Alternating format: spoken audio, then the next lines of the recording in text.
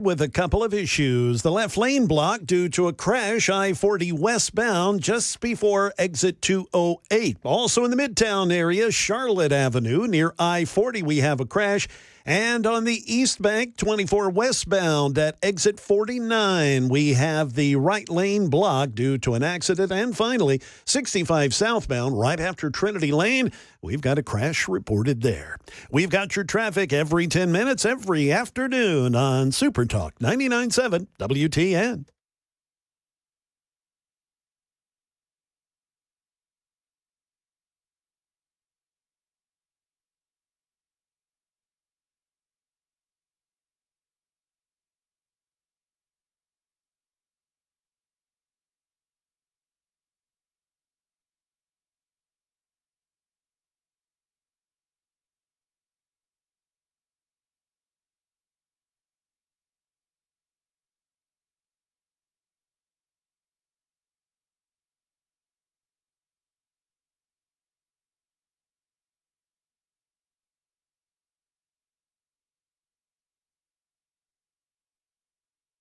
Hello, friends. My name is Matt Murphy, and this is the Matt Murphy Radio Show, underway for another day and another week on Super Talk 99.7 WTN. I feel like people have moved my cheese all around. That's the way I feel after a weekend.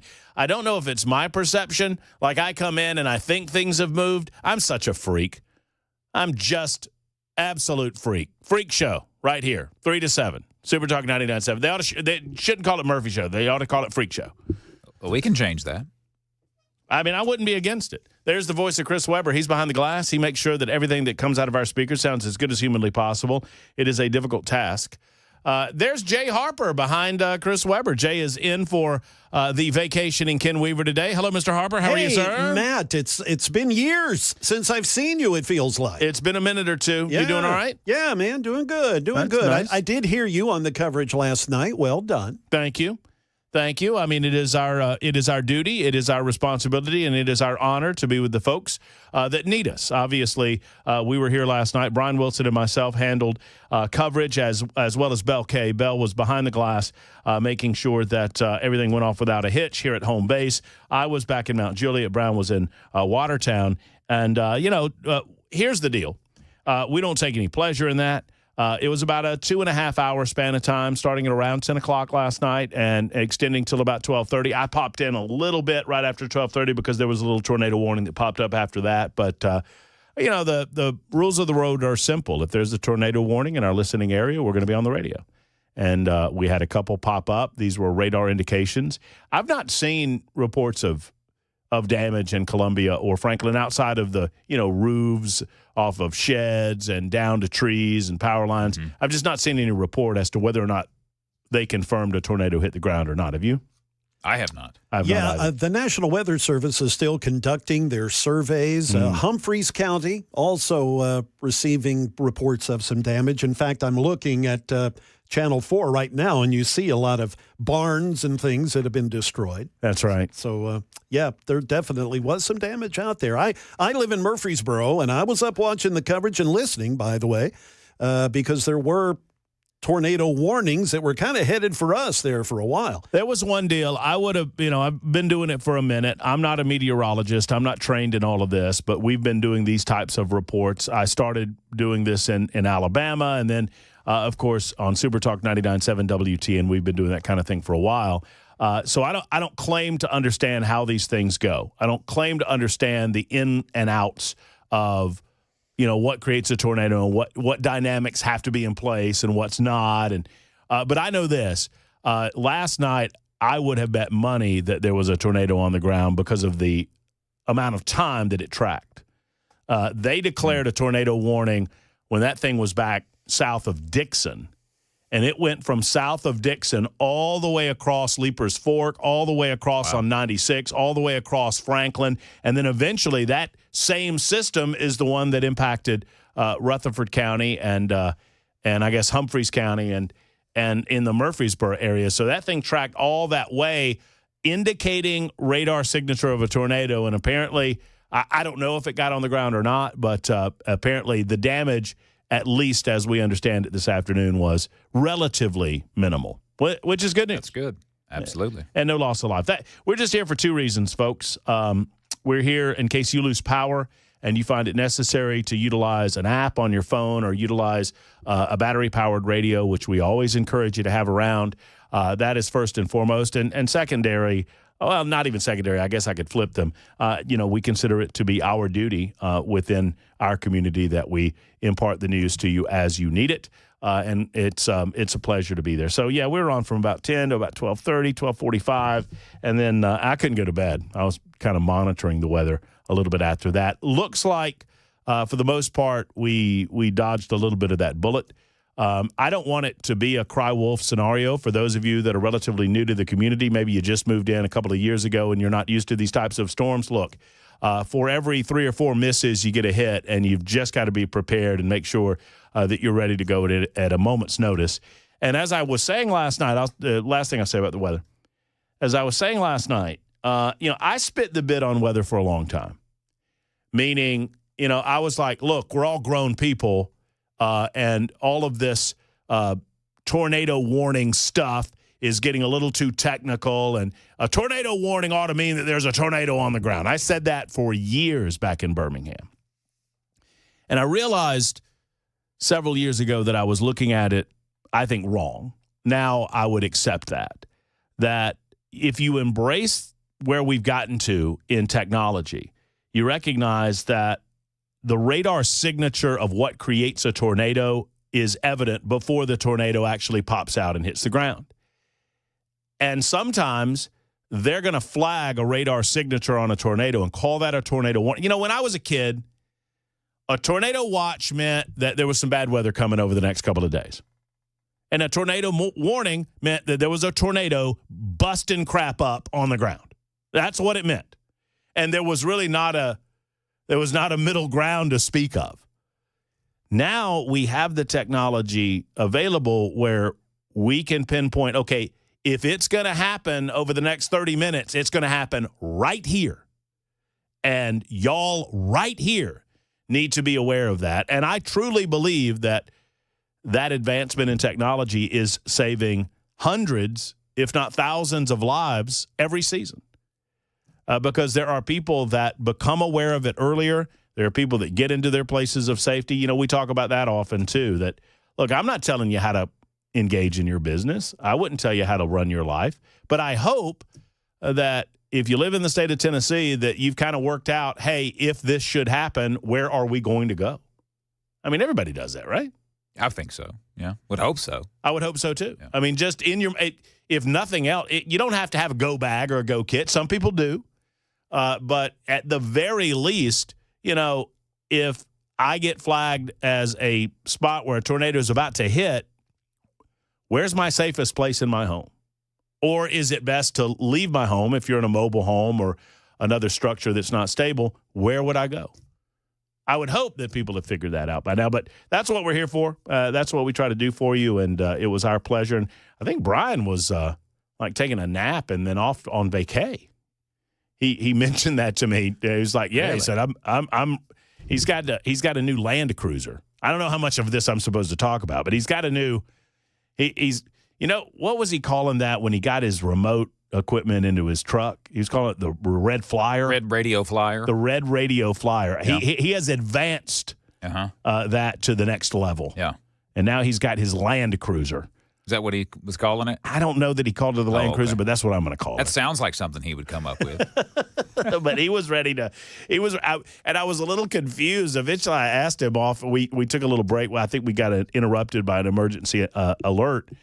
And I was like, "Are you leaving?" Because he was like, just right after this, I'm hitting the road. I've got to wait on. I was like, "Are you leaving tonight? What?" I think he was actually leaving this morning, but on the road, probably early. I would imagine. Oh, yeah, Wilson. Yeah. He feels like a 4 o'clock guy, doesn't he? That sounds probably right, yeah. Where are you on that? It depends. If it means that I can get to my destination earlier and avoid some maybe traffic or whatnot, yeah, I'm all for that. But that's about 4 o'clock that's pushing it. I'm more of a 5 a.m. That's about as early as I want to hit the road. Oh, I would agree with that. Yeah. For some reason, I flipped it. The older I get, the more I want to sleep in. I mean, I got up at 2:30 in the morning for 10 years of my life. I think I'm quite done with that, frankly. Mm-hmm. I'll stay up till 2:30, but getting up at 2:30, a little bit tougher. But anyway, hope everyone is safe and sound away from the weather. Like I say, it was one of those deals where it was nasty for a lot of folks, a lot of rain, a lot of wind, a lot of blowing stuff around, but hopefully no significant damage on your property. We examined the damage that Democrats are trying to do to the United States of America over the course of the day today. I'm fascinated. This is where I want to start today. And it's more of a general commentary. It doesn't have anything to do specific to the news cycle that we find ourselves in. But I am quite fascinated with the conundrum, the dilemma, the box that the Democrat Party has placed themselves in. And they are truly, there's the old phrase, Shakespeare made it famous, hoisted by his own petard. And it has come to mean that you have been destroyed by the very thing that you set up to destroy other people. A petard is actually a bomb. That is, or at least a petard it's a bomb. That's the definition. So if you are hoisted by your own bomb, a bomb of your own creation, then the idea is you were setting something up for someone else to fail, and you have now failed as a result of setting that thing up. And the Democrat effort to reclaim their standing in America as a party for the common folk has been pretty fascinating to watch, and will continue to be pretty fascinating to watch, because it's like whack-a-mole, except the moles are playing whack-a-mole. It's not us playing whack-a-mole. The moles are whacking each other. And as soon as a mole pops his little head up, another mole pops that head back down, because no one can figure out who's in charge. Everyone seems to want to be in charge, but none of them have an ability to lead. As soon as one of these absolute morons pops their head out of the water line, people look around and say, well, I'm not following that person.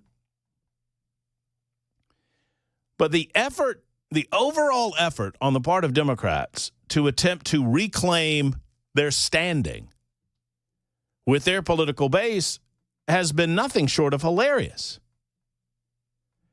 Because of where they are on so many political issues, and the one thing that they could do to get themselves out of this, and look, I can say this without fear because they're not taking any advice from me anytime soon. They could. It's good advice. Stop listening to the whack jobs in your political party or that have taken over your political party. Be normal. Just be normal people. Explain. You know what today is? March 31st. Today is the, I might be saying this wrong because I don't really care that much. It is the Transgender Visibility Day in America. It's a national day of transgender visibility this March 31st, 2025. I can think of no group so small and relatively insignificant that is more unduly visible than transgender people. And I don't say that out of any hatred. I don't want anything negative to happen to you folks. I'm just tired of hearing and talking about it. I could not be more pleased if there was a universal voluntary moratorium on discussing transgender issues for the next 10 years. I'd sign up for it in a heartbeat. And that's not that I'm hating on you. And it is not that I don't want you to live a wonderful and happy life, free of encumbrance based on your standing in your community, free of any obstacles that may present themselves in your way based on your circumstances or of your own choosing or based on circumstances placed there by other people's choosing. I want you to have a wonderful life. I just don't want to hear about it anymore. I just genuinely do not care. I care in as much as I care about human beings. I care in as much as I want everyone to be happy, and I want you to enjoy the blessings of freedom and liberty that present themselves in the United States of America in such a way that they do not anyplace else on planet Earth. I want you to enjoy the freedoms and liberty of the greatest country on God's green earth. I just don't want to hear about your deal anymore. And I'm so sick to death of being told that because I don't care about you as a specialty class, that somehow makes me an ist or a phobe or something. What, suddenly I'm your oppressor? Because I don't bow before the altar of wokeness and sensitivity to your quote-unquote plight? This is a perfect example of how the Democrats have completely lost their minds and lost their way when it comes to attempting to reclaim their standard. And look it, I've been a Donald Trump supporter since the escalator. I did not have the faith that he could overcome the political machine in 2016, but he proved me wrong, and I've not doubted the man since then and will not. You know, maybe in 2021 there were some doubts. I will admit late 2021 into 2022, I might have had some doubts as to whether or not Donald Trump could mount what ultimately became the greatest political comeback in American history, and by extension, perhaps world history. I don't think I'm overstating the case. But Donald Trump can be an easy target for a normal political party to go after, and the Democrats have radicalized themselves so much that Trump's the normal one. People that don't pay that much attention to politics are gravitating to Donald Trump because he makes sense to them. It makes sense to shut down our borders, to make sure that bad people aren't getting over here.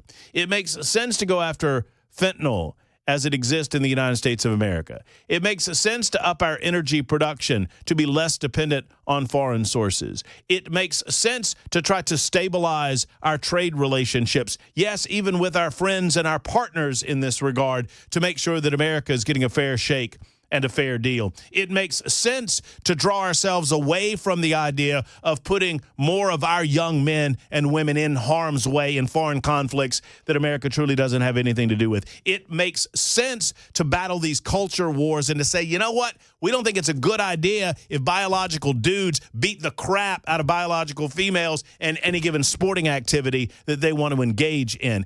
Donald Trump makes sense. And as much as the mainstream media tries to portray him as the insane one, we know the truth.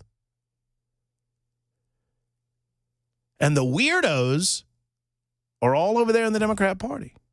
Now, we have our own eccentrics, and that's good.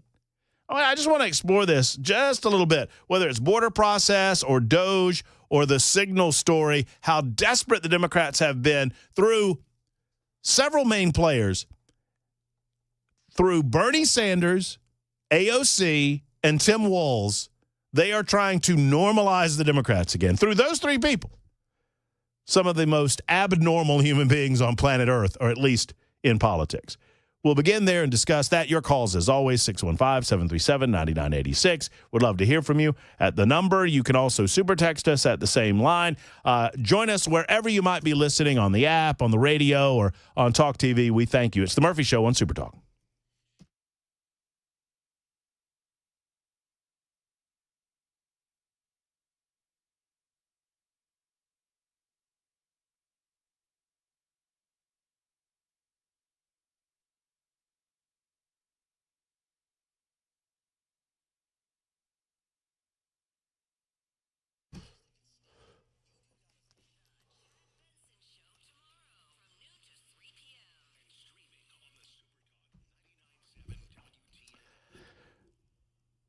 Friends at Grace Point Healthcare, they believe in affordable, convenient, and comprehensive medicine done the old-fashioned way. They do a direct pay format, meaning that you pay Grace Point Healthcare, and you can apply for reimbursement with your insurance companies after that care has been given. Why is that an important distinction and an important way of doing it? Because the pharmaceutical companies and the insurance companies never get in the way between your relationship with you and Grace Point Healthcare, and by extension, you and your doctor.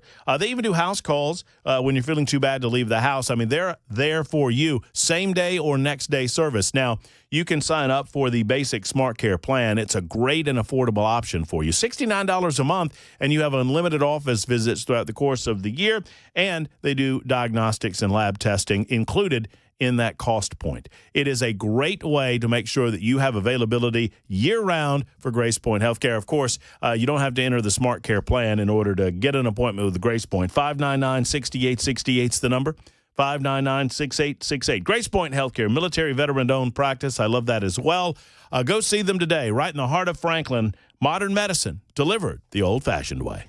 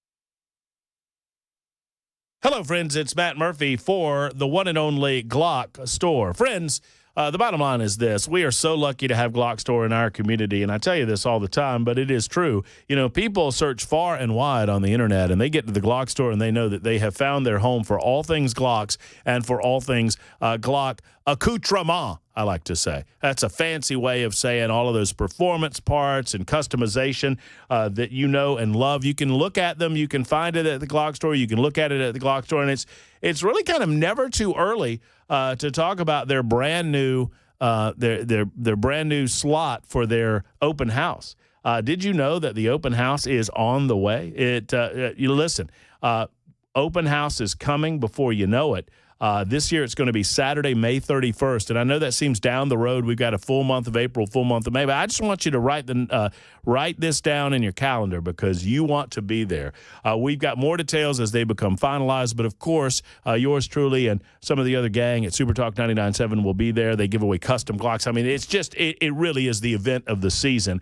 Just put it in your mind and put it on your calendar, but better yet, go on out and see the Glock store. They have wonderful Glocks in stock, every Glock in stock. They've got great customized parts. The showroom space is incredible, and you can even tour the Shoot 270 rooms and sign up for a training session there as well. You'll figure out why I say it's the one and only Glock store, minutes away from the airport, worth the drive from anywhere. It's the Glock store.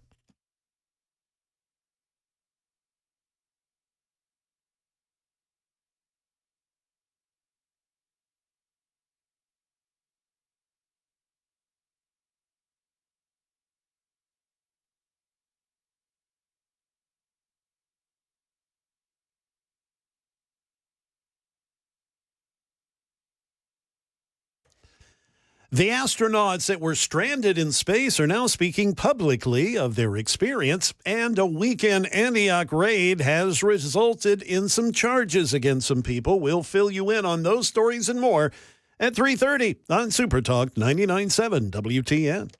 Thank you much, Mr. J. I bet it's Jay Harper. Finish your sentence, Murphy. I bet it's hard to be in space that long and then come back and not feel fat. Yeah, that apparently is one of the things that both astronauts have said. It was just keeping their balance. Oh, yeah? Yeah, that they're just You're top heavy. You tump right over. Exactly. Oh, man. Yeah, getting their equilibrium back. I mean, I can't imagine because I've never had it happen to me. But, man, oh, man, I would love to do that. I think I've asked this question before, and Chris Webber, you said no, right? No to space? I would do it, but well after it had been done many times by other people. Yeah, I'm not taking that first risk. No, I mean, no. Yeah. What about you, Harper? I gave you the opportunity to go to space. Yeah, I would do it. You know, to me, I see all of the training that the training looks worse than the actual going up in the capsules. What do they call it? The vomit comet? Yeah, that stuff. Yeah. Yeah, they can. I think I have this right? There's a plane that can go up, and there's a particular maneuver they do that's kind of an up and down deal that can simulate, 20 or 30 seconds? Yeah, weightlessness. Yeah, weightlessness. Of weightlessness. Right. Oh, well, I wouldn't want to do that. I would rather go into space. I would just rather go into space cold. Thank you very much. I'm the same way. Yeah. Just see what happens. Yeah, just. Is it weird that I'm at an age where I would worry more than anything about my bowels? I would just. That's a concern. I mean, you know what I'm saying? That's legitimate. I just want to make sure that everything stays where it's supposed to. Well, that's right. I mean, if everything starts floating, only comes out when you want it to. They give you the suit, but even to me, the suit's because it kind of all stays with you. You know. Well, and apparently, I mean, losing a liquid's a big deal. Yeah, I would think so. Because it kind of chase it all over the capsule. There's nothing to hold the liquid together, so it kind of breaks up. Particles everywhere. Oh, good Lord, I'll be chasing that stuff for the next 2 weeks. All right, 31 after the hour. Let's not chase the news headlines. Jay Harper has them on Super Talk.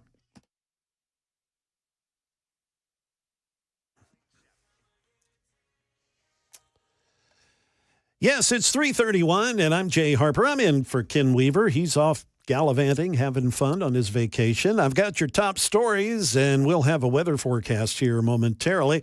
NASA astronauts Butch Wilmore and Sonny Williams speaking publicly today about their unexpected stay on the International Space Station. The pair were expected to embark on an 8-day mission to test Boeing's Starliner capsule, but they stayed stuck up there for 9 months after they had technical problems.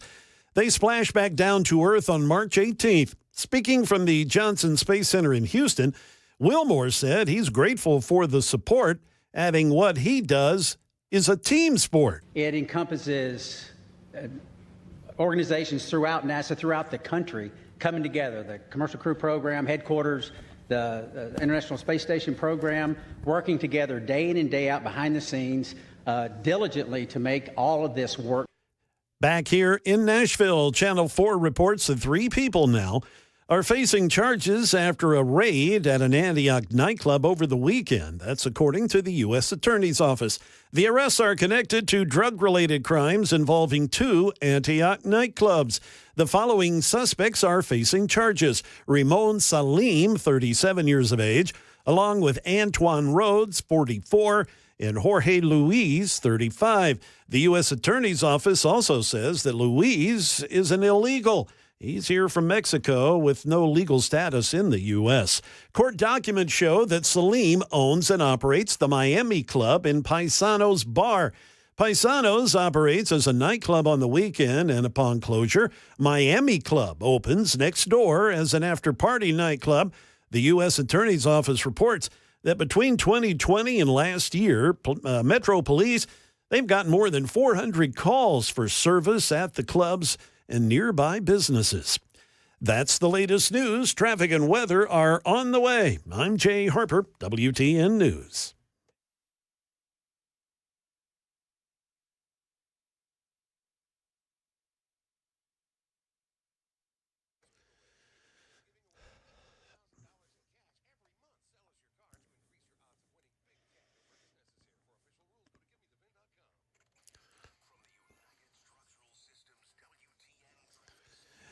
Well, an accident has the right shoulder blocked now. 40 eastbound at Fessler's Lane, and also 24 westbound right after Bell Road. We've got a wreck in the Paragon Mills area, Harding Place at Nolensville Pike. An accident reported there, and in Midtown, Charlotte Avenue near I-40. a wreck reported there as well. We've got your traffic every 10 minutes, every afternoon on Super Talk 99.7 WTN.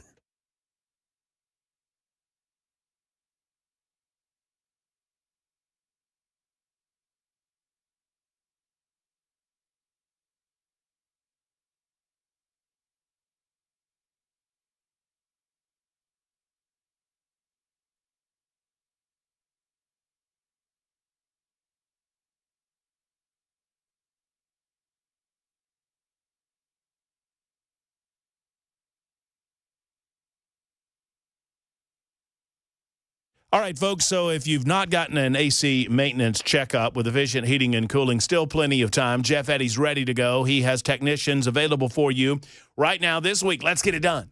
Okay, for $125 or less, and I'll just describe the less for you in just a moment, you can have a complete checkup on your AC unit. They'll go through it from tip to stern. They'll make sure everything's clean, make sure everything's running properly, make sure there aren't any issues that can be easily repaired that might cause larger problems down the road. The last thing you want is middle of July, hot Tennessee conditions, and your AC go out, right? Nobody wants that. Now, I say $125 or less because no matter how many units you have on your residential property, that's going to be the max amount that Jeff Eddy and Efficient Heating and Cooling charge for a maintenance visit. However, oftentimes it's much less than that. He's not going to overcharge you just because the guy on the radio said $125. He'll charge you less if you have one unit or if circumstances warrant it. All you have to do is call Jeff Eddy and Efficient Heating and Cooling. Get him out there today. Plus, there will be a time.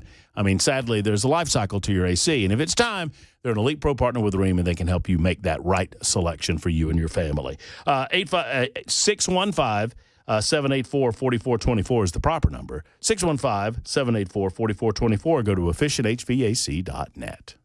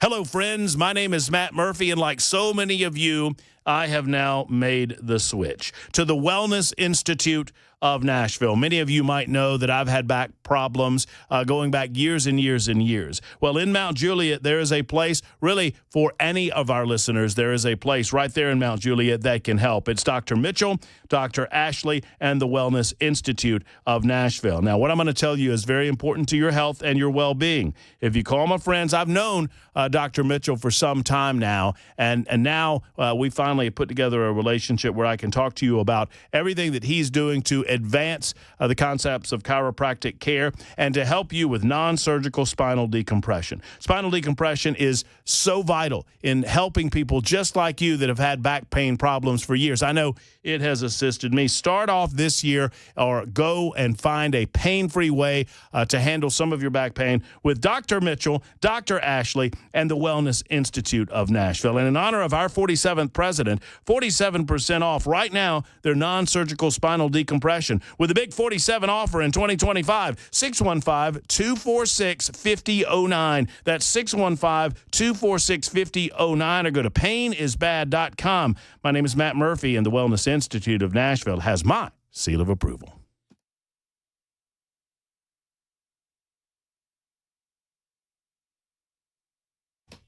All right, Super Talk 99.7, WTN 339. Glad to have you with us. Ray wants to know if I'm drunk. Am I? Are you? I've not been drinking. I don't know. Am I sounding drunk, Ray?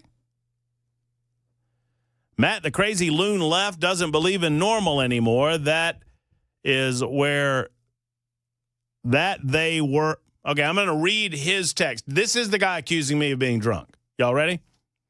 Matt, the crazy loon left doesn't believe in normal anymore. That they do not use.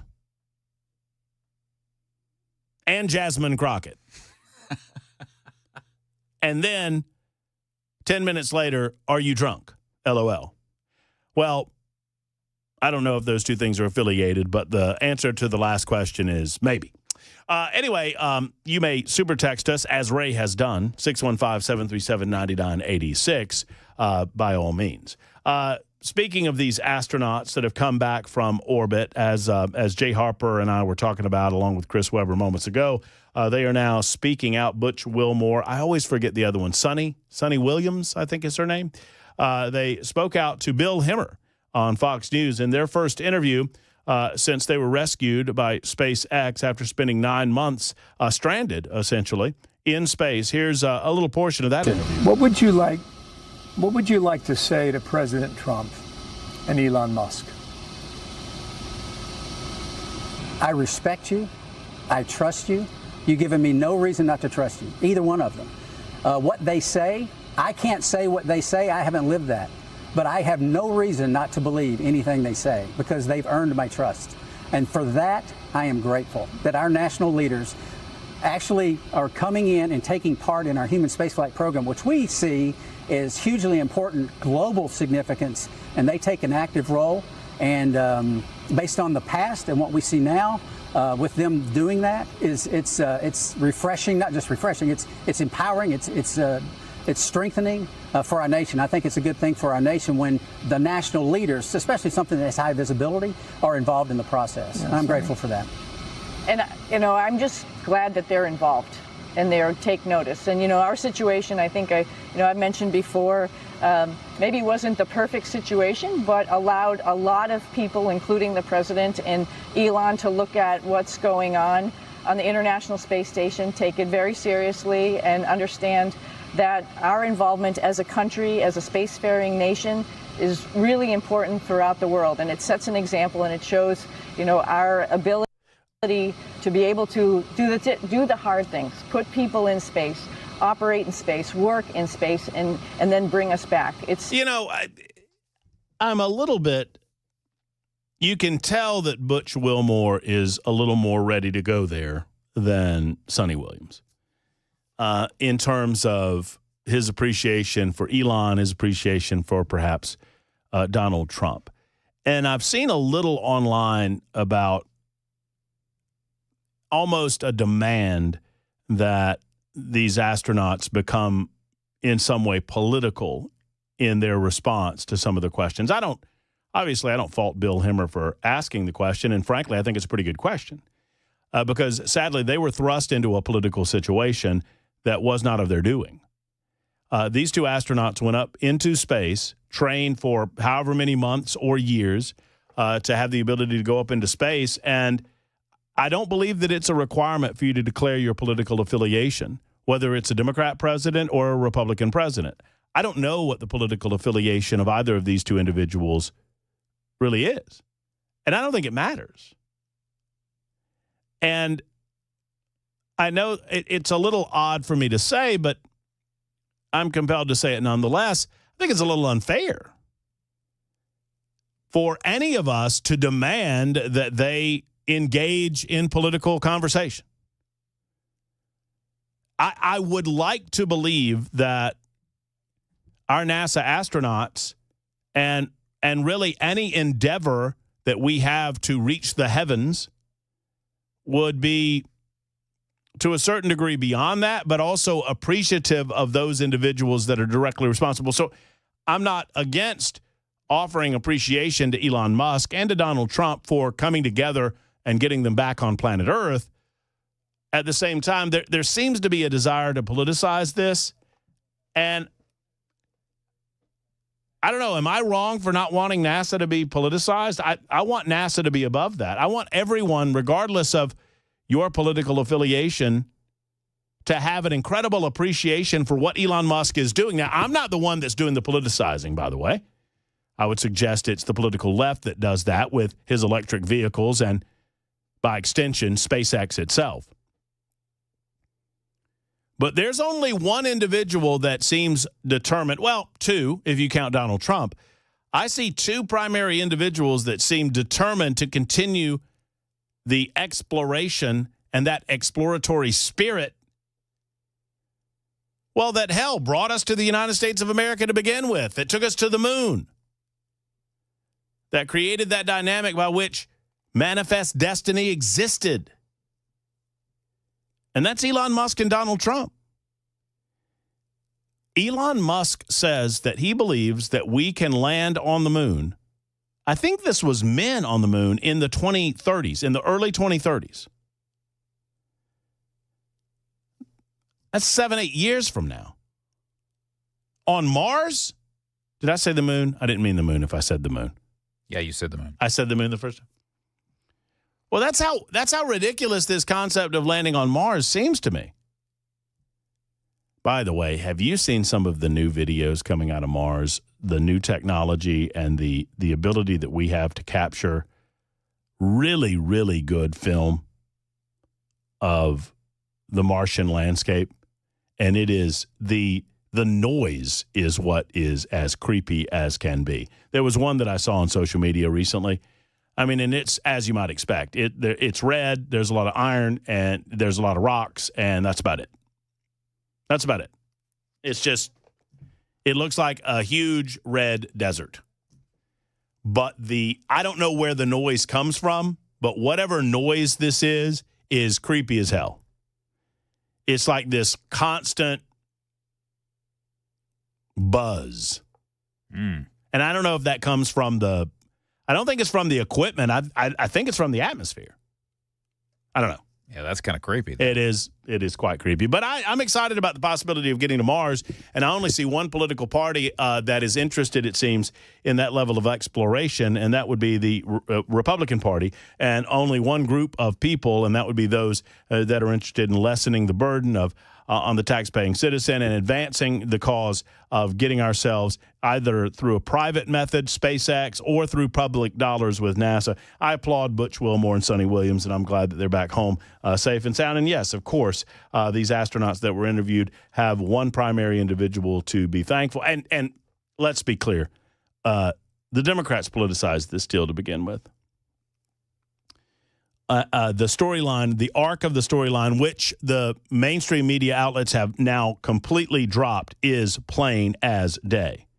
And they tried to lie to you about this, by the way. Let's make no mistake. The media will lie to you at every turn to try to diminish the impact of Donald Trump and now, by extension, diminish the impact of Elon Musk. They're willing to lie. Elon Musk approached the White House when Joe Biden was president of the United States of America. And Elon Musk said, Mr. President, I can help you get the astronauts home. Now, this is after Elon Musk had already expressed affiliation with Donald Trump. I believe it was before the official endorsement. It was before, I want to say it was before the assassination attempt, which really galvanized in the mind of Elon Musk, who needed to be the president of the United States of America. And perhaps this misstep on the part of the Biden administration helped galvanize it in the other direction. But they reached out to the White House. Initially, the White House said no. The White House just dismissed it. He's too affiliated with Trump. Trump will get credit. They politicized the issue of getting our astronauts home. About that, there is no question. When the media came out with this story, when Elon Musk said that this happened, when they were preparing to get these astronauts home, the media tried to push back on it and say, well, that never happened. We've interviewed people at NASA, and people at NASA say that Elon Musk never talked to them about getting the astronauts home, and that's just a ridiculous lie. No, he never got to that point. The real story that the media didn't bother to ask about, the real story that they probably already knew the answer to, but they did not bother to explore or to tell their audience about, was that Elon went through the proper channels, went to the White House first, and the White House said, no, don't go any further. Don't take it to NASA. Don't take it to anyone else. We're all good. We'll get our own astronauts home. Something that they had no ability to do. Sad to say.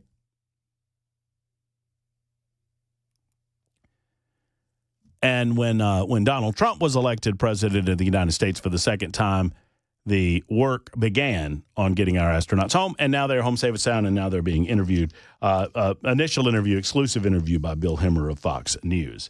3855 says, Matt, that buzzing noise on Mars, those cicadas, you know, the one with the red eyes. By the way, speaking of cicadas, I'm glad that 3855 has seen my show notes for today. Are we talking about those already? So I need some fact checking from you and Harper because I'm too lazy, and I thought this would be a great task for you two. Are we doing? I saw a story that, hey, y'all get ready in Tennessee, more cicadas. Is there another brood coming out this year?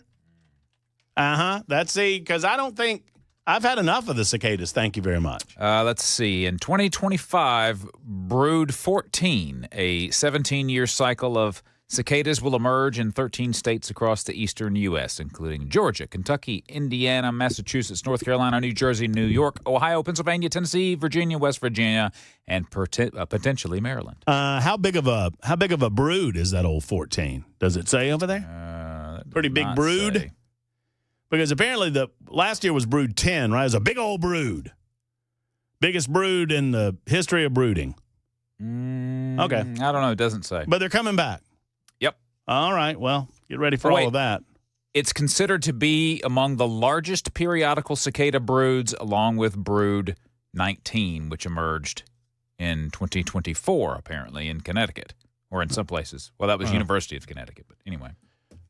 But more cicadas in 2025. Yep, third week of April, or when areas get good rain, according to USA Today. We got that. We got that going for us. That's early. I thought they were normally later on, like summer months. I don't know. But there it is, third week of April. I know more. Thank you to Tom Hanks and this America's show.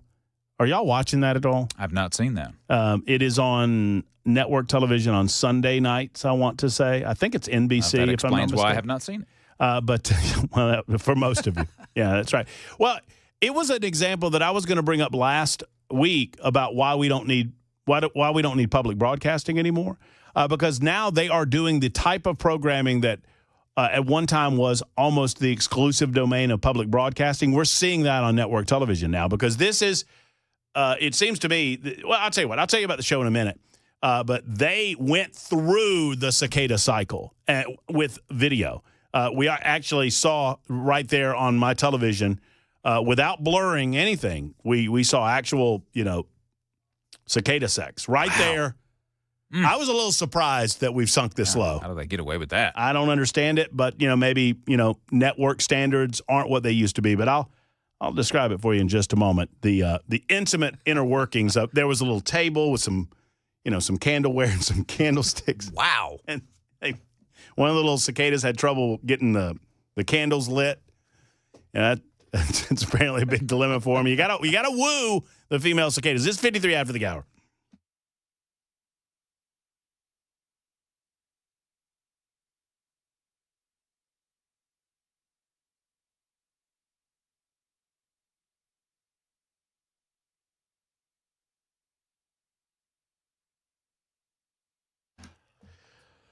Folks, Defense Systems is a life safety and security consultation firm, and they're based right here in Middle Tennessee. Their expertise is simple. It lies in their nearly 2 decades experience in law enforcement. Plus, I could add to that. That's a Brink Fiddler alone. Now he brings Gloria on board, Tracy on board, Adam. They all have military and or police experience, and that simply adds to the level of expertise that they bring to what they do at Defense Systems. What do? They talk with you, your group, whether you're a business owner, a decision maker at a school or a church, any place that people gather, about active shooter situations and response, about workplace violence and how to prevent it, about rapid response medical training should something like this happen at your place of business. Site surveys and threat assessment, security improvement consultation, all available for you at Defense Systems. I know you don't want to think that this could happen at your place of business, your school, your church. Everyone says that where a negative situation has happened. Let's remind ourselves that hope is not a plan. It is time to get trained with Defense Systems. Go to defensesystems.com or 615-236-6484. 236-6484.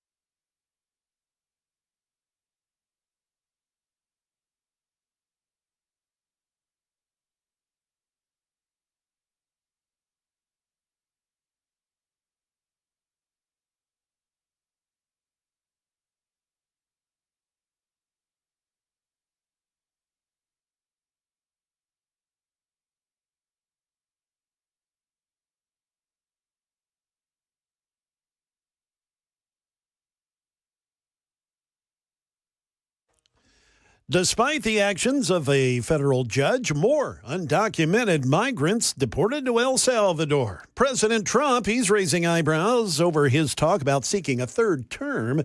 And are the Tennessee Titans showing their hand as to who they'll choose with the very first pick of the NFL draft? We'll have those stories and more coming up at 4 o'clock on Super Talk 99.7 WTN. Thank you much, Mr. Jay Harper. We'll get to your telephone calls as well. Would love to hear from you this Monday afternoon. It is March 31, our final March day of the year. It is episode 781 of our proceedings on the Matt Murphy Radio Show. It is day 69 of 1,460 of the Trump administration. Term 2. And now we got to talk about term 3, right? He is such a master troll. He is so good. This man can dictate to a minimum of 6 media outlets, by my count, exactly what they're going to talk about by a simple post on his Truth Social platform. And he said, I'm not playing. 3 words. I'm not joking. We'll talk about a third term of Trump on the way next on Super Talk 99.7 WTN.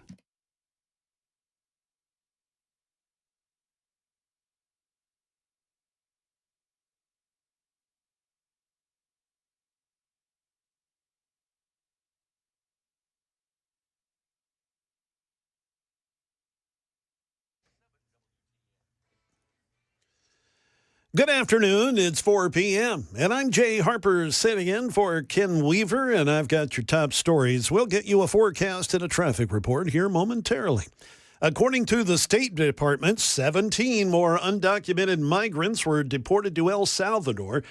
Secretary of State Marco Rubio says the people were members of the Mexican MS-13 gang as well as Venezuelan gangs, but there are no details regarding the crimes they may have committed. A federal judge in Massachusetts blocked the removal of anyone from the U.S. to a country that is not their native country. 7 of the 17 deported are from Venezuela. At the State Department briefing today, spokesperson Tammy Bruce was tight-lipped on the details. Important is the fact that the president and the secretary have made it very clear, well, really from day one, that the security of the United States is top priority. Back here in the U.S., President Trump fueling political debate over whether he could seek a third term in office. Here's ABC's Devin Dwyer on Trump's team. They're looking at an obscure legal theory here, the 12th Amendment of 1804, trying to find a way to do this. But it's pretty clear in the Constitution. You're talking about amendments. The 22nd Amendment of the Constitution, ratified in 1951, says no person shall be elected to the office of president more than twice. More tariffs set to go into effect later this week on a range of items and materials imported into the U.S. President Trump is imposing these reciprocal tariffs worldwide and is calling Wednesday Liberation Day for U.S. businesses. On Thursday, tariffs on foreign cars are set to begin. Here's Karen Travers with the latest. The White House isn't giving details of what President Trump is going to announce this week when he rolls out his plan for reciprocal tariffs on countries all around the world. Press Secretary Caroline Leavitt. I will let the president make the announcement on Wednesday, but it's certainly going to ensure that there's reciprocity and the American people are treated fairly. Asked if there was any way for countries to fend off the tariffs, Leavitt indicated no. The president's been promising for weeks to put in place sweeping tariffs, vowing to match what countries are charging to import American products overseas. NFL team owners, they're meeting this week to discuss changes to rules in the league's format. Tennessee Titans head coach Brian Callahan is there, and he talked about the team's experience meeting with top quarterback prospect Cam Ward. We've spent a lot of time with him between the 30 visit, the combine, the pro day, and then the private. So we've had all of our possible touch points. We have a couple more hours of Zoom left to us per league rules, and we'll use all of those touch points that we get, and feel really good about what we've learned and how we've learned it. He's an impressive young man, and excited to kind of get through the rest of the process. So it's sounding more and more like the Miami Hurricane quarterback may indeed be that Titans' #1 pick in the upcoming NFL draft. We'll have the latest Weather and traffic for you next. I'm Jay Harper, WTN News.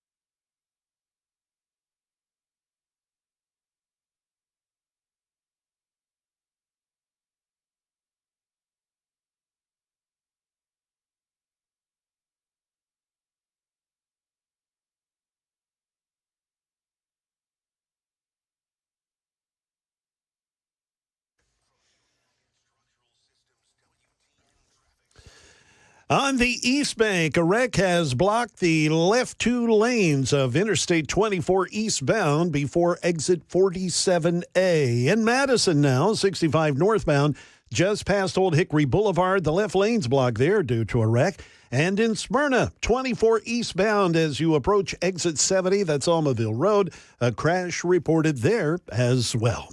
We've got your traffic every 10 minutes every afternoon on Super Talk 99.7 WTN.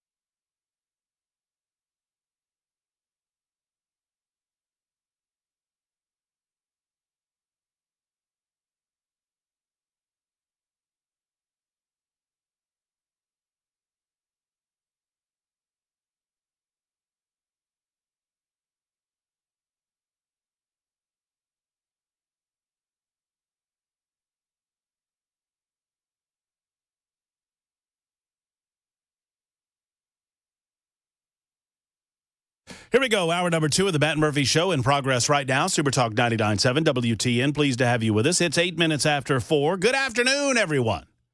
Hope your Monday's going well so far. After a weekend that finished up with a lot of nasty weather out there, it's a relatively pleasant day. A little bit over. I guess a little bit over. I don't know. You know what? I've been here for an hour. I don't know what it's doing out there. You see anything out there, Weber? Look good? Yeah, it's pretty much kind of overcast. A little overcast day? Yeah. That's what it was when we got here. But you know what? We'll take that over the nasty weather that pulled through last evening. We were here for you, for those up and about. We were here for you, Brian Wilson and myself, for about, 2.5 hours or so. Sadly, there were tornado warnings in our listening area. And once again, a tornado warning does not necessarily mean that a tornado was on the ground. They're figuring that out. The National Weather Service, along with the emergency management crews, are out and about doing assessments, trying to figure out if one did, in fact, touch the ground. But there was a dicey situation moving toward Franklin last night that we covered for you on Super Talk. A dicey situation moving toward Columbia. Several others happening down in Lewis County and right around the Hohenwald area. It was just a nasty line of storms that moved through. Some of you spared the brunt of it, but most of us got a lot of wind and a lot of rain and a lot of lightning and maybe some hail, and some of us got a little additional dose of potential tornadic activity. As I was saying in the first hour of the show, and I just want to reiterate the point, that we live in a day and age where a tornado warning does not mean a tornado is on the ground. It means that a tornado was either on the ground. I classify that. I've long said that we need a third distinction. And what I would like to see is tornado watch, tornado warning, tornado emergency. Those three things. So right now they don't do that, although, we have now created this distinction between radar-indicated tornado and observed tornado. And so last night, as Brian Wilson and I are trying to get timely and immediate information to the listening audience, we're regularly saying, let me put it this way. As a broadcaster who's done this for a long time, I feel weird telling Franklin that there is a tornado coming to you when I don't actually know if there's a tornado on the ground. But every indication with radar is that that's the way that we should describe it. I feel like perhaps at some point it'll be a cry wolf scenario. I would never want it to be that, but I'm trying to avoid that when I say tornado watch, meaning over the next several days, conditions are favorable for tornadoes. Tornado warning, there has been a radar indication of a tornado immediately in your area. Tornado emergency, a confirmed tornado is on the ground and heading potentially your way. So tornado watch, warning, emergency. And I think some media outlets have already tried to kind of create that classification distinction. I don't know that anything has come down officially from the National Weather Service, anything that I've seen. And if that's the case, I apologize. But Kevin says, actually, a warning is a tornado on the ground. No, it is not. I appreciate you, Kevin, and I appreciate your loyal listenership. You are absolutely 100% wrong. A warning is not a tornado on the ground. A warning is the National Weather Service issues a warning if a tornado has rotation or if a system has rotation in it consistent with a tornado, whether that tornado funnel cloud has gotten to the ground or not. So I would like to see, and I'm not coming at you, Kevin. I know that you're Kevin, I'm just telling you, yeah, I'll bet you. Kevin now wants to fight me, bro. Come at me, bro. Kevin, we had 3 reports of a tornado warning last night issued by the National Weather Service, which is the official agency that is designated with the responsibility and the duty to declare official tornado warnings. And I would challenge you that some of those warnings, you never saw a tornado on the ground because these warnings are initiated prior to the funnel cloud getting to the ground so as to get maximum information to the people and so that the people affected potentially can take it as seriously as possible. From the National Weather Service, yes, tornado warning means a tornado has been sighted or indicated by weather radar. So there you go. But I'm happy to bet you, Kevin, if you would like. 615-737-9986. All right, Donald Trump third term. So Trump says it and the media reacts to it. And it's almost become comical at this point. I would be curious if anyone in the audience would be able to make a case to me, Matt Murphy, that Donald Trump had the ability to serve a third term. More to the point, not this fantastical notion that it could happen. Would you want it to happen? I mean, I don't know that Trump supporters would want this to necessarily happen.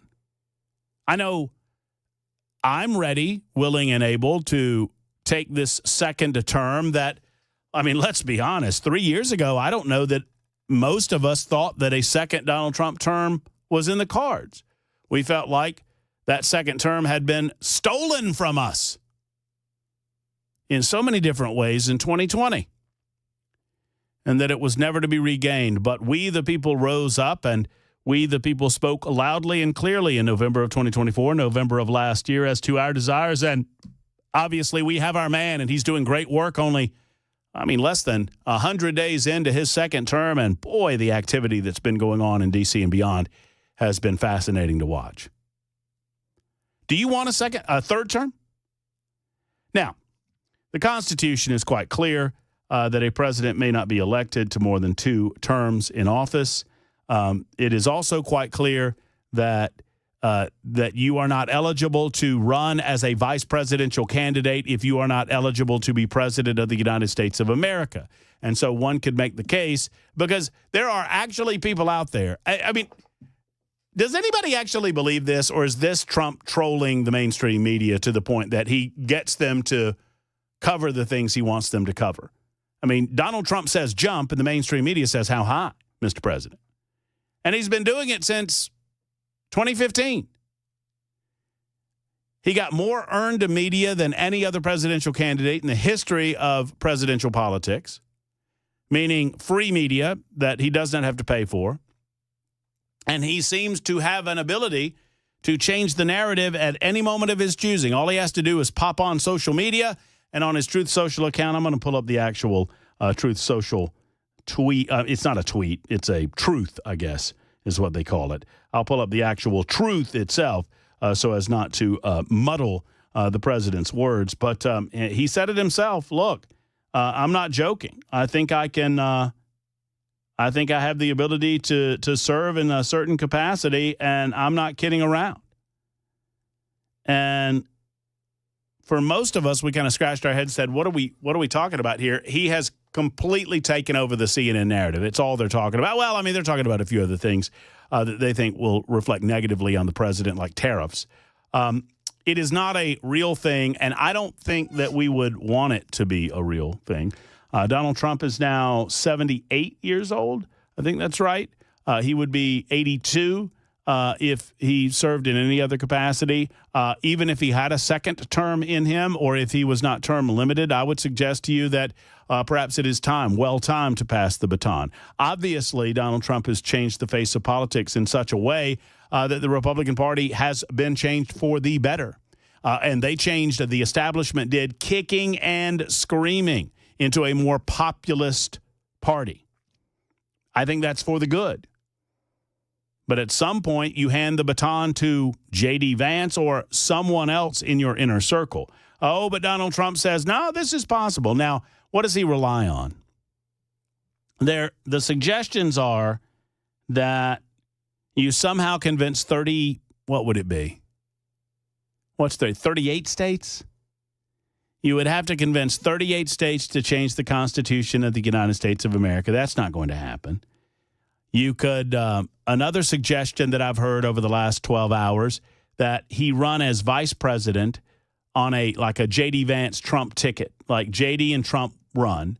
And J.D.'s the president, Trump's the vice president. And then as soon as he gets into office, J.D. resigns and Donald Trump's the president again. And then Donald Trump nominates J.D. to be his vice president. Why are we doing this? It seems like a exercise in futility. The other suggestion, because you have that pesky 12th Amendment that tied the president and vice president together, running in tandem. Originally in the country, the vice president was the second place guy, right? Nobody ran under political banners, and the second place guy, who was oftentimes the biggest and chief political rival of the first place guy, they became vice president. That didn't work out very well in terms of the team aspect of all of this. So we changed it with the 12th Amendment to the Constitution, that the vice president ran as a running mate to the president, and no vice president is eligible to run that is not eligible for the presidency. So that stymies this concept that Donald Trump could run as vice president and serve as president upon reelection. Then there's this. This is my favorite one. So the other theory in which Donald Trump, are we so bench barren that we have to do this? This feels like a Democrat exercise, right? They don't have the bench. They ought to be figuring out how to get Obama back on the ticket. We have an embarrassment an embarrassment of riches when it comes to political campaigns or political candidates that could easily campaign for president. But here's the third idea. This is my favorite. So Donald Trump serves his term as president of the United States. And he is, when the new president comes in, let's say it's J.D. Vance. They all have this figured out. J.D.'s the president, and he has a vice president. And the new Congress comes into session in 2029, I guess it would be. Donald Trump is elected as Speaker of the House. Weber's already smiling. No, wait for it now. So Donald Trump is elected Speaker of the House. This would take the entire Republican Party agreeing to this maneuver, where Donald Trump's elected, because you do not have to be a member of Congress to be the Speaker of the House. He is elected Speaker of the House. Speaker of the House is, off the top of your head, in line for the presidency, it is number 3. Number 3. So you only have to get rid of 2. So you dispatch of the president, resignation, one would hope. Get rid of the vice president, resignation, one would hope. Bingo, bammo, third term for Trump. Yeah! It's happening. I can feel it. I can feel it in my bones. I can feel it in my bones. I mean, I don't know that this is anything other than an amusing little side note, but what amazes me more than anything is that Donald Trump brings it up. It's almost as if it was a bet in the White House. Isn't that what it feels like? Yep. Sure does. Like, I'm telling you, look, I can tell them what to talk about. I tell you what, I'll tweet something out, I'll make a comment, and for the next 3 days, it's the only thing they'll talk about. And right now, Jake Tapper is leading with this story on #NeverCNN. I watch so you don't have to. Trump not joking about possibly seeking a third term. We're 69 days into the second term. The hell are these people? I mean, are you this naive or gullible? Gullible's not in the dictionary, Jake Tapper. You can look it up. Look it up. Are you this naive that you can't simply cover the things in front of you? Or perhaps, is this an indication that the country's going pretty well, that things are going pretty good? Illegal immigration is down. Border security is up. Energy production is up. The economy is getting on the right track. I mean, the only thing you've got are this tariff talk, and everybody knows where that's leading. That's leading to better deals for the United States of America. What else you got? What else?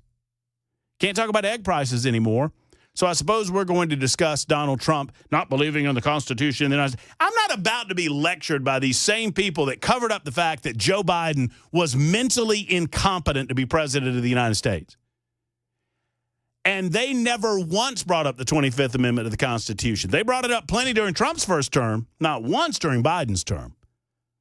Joe Biden, a man who right now, I would bet you, does not remember being president of the United States of America. Sad, but true.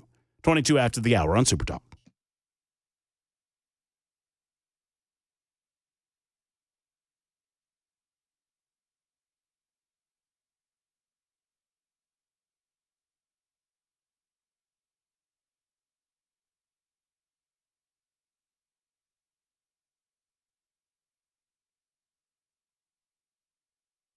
When it comes to large home repairs, a lot of times homeowners want to pretend we don't see the warning signs. We're afraid of what we're going to see. But I'm going to force you to look at some of those warning signs, especially when it comes to your home. Friends, do you have things that need fixing in your house? Are these related to settling of your home or perhaps waterproofing issues within your house? There's only one USS, United Structural Systems. When they come to your home, they are truly problem solvers. They want to provide you a couple of things. I mean, first and foremost, obviously, they want to stop what is ailing your home in terms of settlement or waterproofing needs. Secondarily, and maybe this is most importantly, they want to provide you peace of mind, knowing that your home is safe and secure. You're not getting someone that's trying to upsell you on anything. They don't do that at USS. They have almost 30,000 satisfied customers as a guarantee that they do the job the right way. Over the last 30 years, homeowners have simply trusted USS, United Structural Systems. Go to USSTN.com, USSTN.com, or call them today at 615-488-7855, 488-7855 for the one and only USS.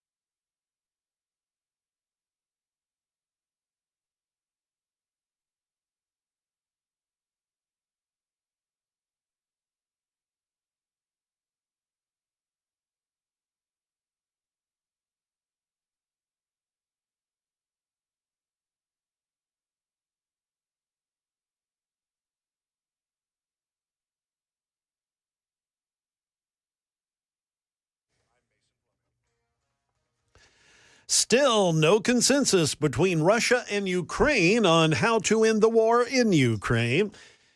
A liquid egg product recall, as if fresh eggs didn't cost enough. Now you've got to worry about the liquid eggs. And also, we'll have today's closing money news. That's coming up at the bottom of the hour on Super Talk 99.7 WTN. Thank you much, Mr. Jay Harper. And for Ken Weaver, glad to have him this afternoon, 27 after the hour. Pleased as can be to have you.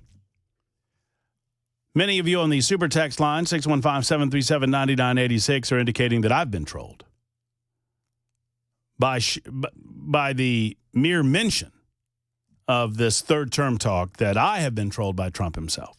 And that is perhaps the case. I'll admit that any conversation that you have about this is I suppose, any time that we spend on it is a time wasted.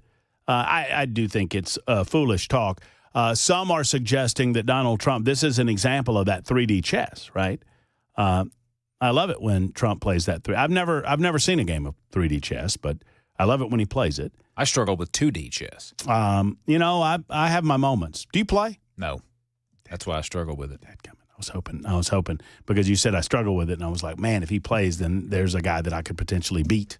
I remember back in the day when the Microsoft chess thing first was a big thing. We used to play it in school, like we knew what we were doing. You just push stuff around. Yeah, whichever direction the piece would move in. Oh yeah, that works. Oh yeah. Oh yeah. I mean, just for a hot minute until you find somebody that knows what they're doing, and then there you go. Perhaps I have this. Look, if Donald Trump, if this was his effort to get the mainstream media off of the group chat discussion, the Signal group chat discussion, I suppose one could make the case that he has accomplished that. They're still talking about it. That story's dead anyway. There's nothing else to that story. As much as the mainstream media and the leftist media networks wanted to make something there was no there, folks. What else can you say about it other than, was it an application encrypted and approved initially by the NSA? Yes. Did the NSA recognize that there were some inherent issues with the app? Yes. Did they tell officials within the Trump administration to stop using the app? No. They had not done that. National security agency officials had not done that, while recognizing that there was some potential exposure risk. Well, there was no exposure. None. There was no exposure in the Signal app situation. There was a human error that led to a reporter being on the text message exchange that should not have been on the text message exchange. Had that human error not occurred, then obviously none of this, we would be aware of none of this. What the White House press secretary has said about that situation today is case closed. We've looked into it. We've punished those that needed to be punished. We've disciplined those that needed to be disciplined. We've re-educated those that need a re-education. We've moved on from this, and we have learned how to keep things better secure from prying liberal eyes like Jeffrey Goldberg of The Atlantic. I mean, for those of you that want a firing, there is a way to get a firing. And you're not going to get it through Donald Trump. If you want, for some reason, Pete Hegseth to go or Mike Waltz to go or anybody else for that matter, all you have to do is move through the appropriate channels. That involves the House of Representatives. That involves impeachment proceedings. It involves an indictment or an impeachment from the House, a trial in the Senate, and then get your 60 votes and we'll move on from there. Until you begin those proceedings, this story, as they say, is over. 31 after the hour on Super Talk.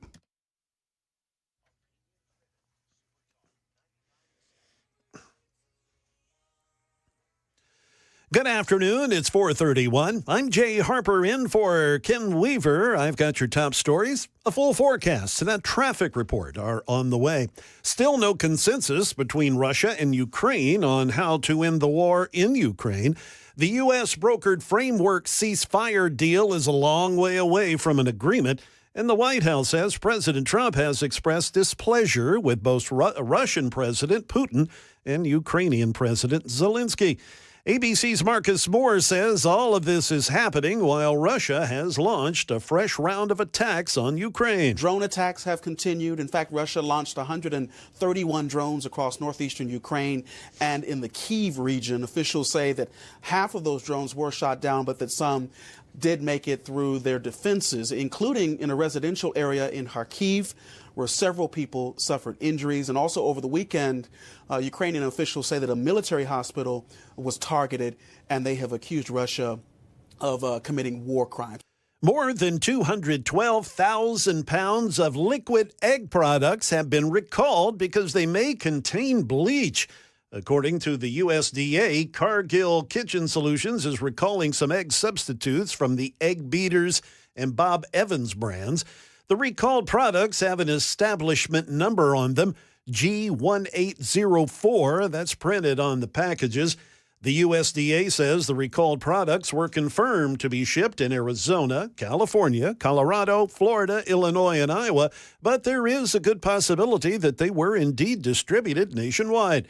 The USDA says there's been no confirmed reports of anybody getting sick, and the recall is there because the risk is there, but it is negligible, they say. Anyone who has these products in their fridge or freezer is told to throw them out.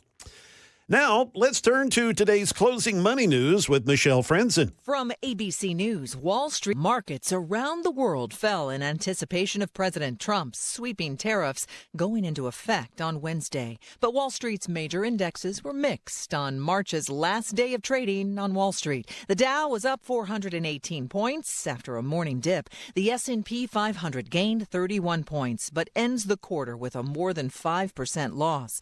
And the Nasdaq was down 24 points at the end of the day.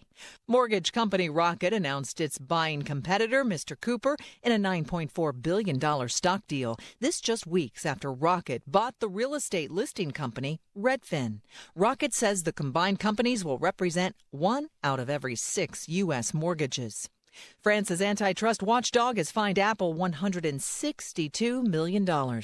France's competition authority says the company did not properly implement a privacy feature that prevents apps from snooping on users.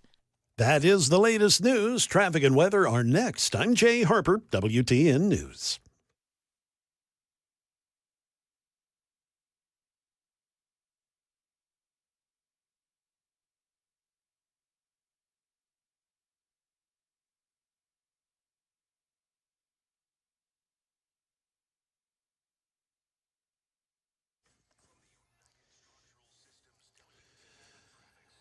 Well, a new wreck has popped up here. 40 westbound just after Church Street. That would be 209, exit 209A. Again, there's a wreck there. On the East Bank, the left 2 lanes still blocked. 24 westbound right after the James Robertson Parkway exit. An accident has the right shoulder blocked up in Madison. 65 northbound just past Old Hickory Boulevard. We've also got a wreck on Murfreesboro Pike at Thompson Lane, a very busy intersection. And finally, over in Smyrna, 24 eastbound, right as you approach Almaville Road, a crash reported there. We've got your traffic every 10 minutes every afternoon on Super Talk 99.7 WTN.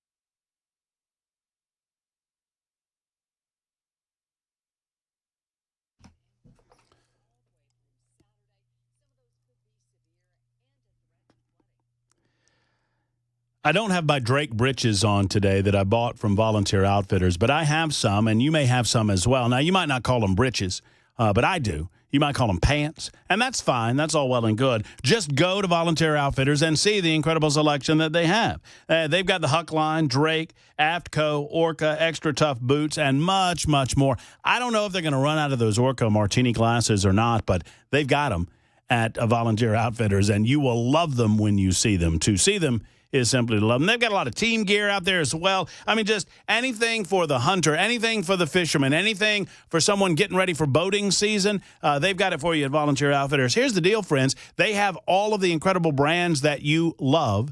They have prices that are lower than Nashville proper, and you don't have to drive into the city. If you live in Hendersonville or Gallatin or any point nearby, they've got you covered at Volunteer Outfitters. Give them a call at 615-431-0824 for more info, or stop by on New Shackle Island Road. They're open until 6, Tuesday through Friday, until 4 on Saturday. It's Volunteer Outfitters. Did you know you're overpaying for your health and wellness products? With over 20 company-owned brands offering its members vitamins, supplements, wellness, and skincare products, you're able to save up to 70% off retail. Members Nutrition can't change your life, but we can change the way you live.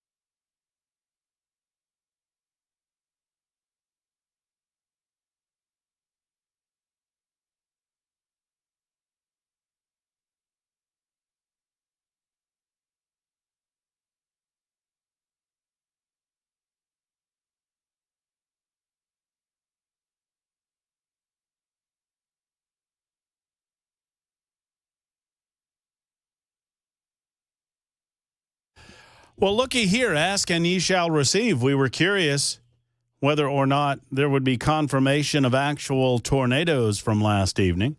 And I'm told by Mr. Chris Weber that we have 3 confirmed tornadoes? Yep, that's what I just saw. There was 3 confirmation. I'm just pulling it up now just to make sure I got it right. Yep. An EF2 in Murray County in the Hampshire Pike area, EF1 in Mount Pleasant, and an EF0 in Fairview. There you go. And that Fairview was the one that eventually made its way toward the Franklin area. So obviously these warning designations very important. They get that radar signature, and the deal pops down on the ground at any given moment. So 3 confirmed tornadoes from last night's events. Once again, we were here for you throughout the course of the evening, and will be here for you if there's a tornado warning in our listening area. I'm getting holy hell about my characterization that Donald Trump's playing 3D chess. Well, from several different sources, but 4317 is a good example, who says, Matt, I think you mean 4D. Chess is naturally a 3D game. Well, see, I play on my phone, so that's 2D. I didn't know they made a 3D version. I guess technically the real life chess would be 3-dimensional, since. But you don't play in a 3-dimensional space.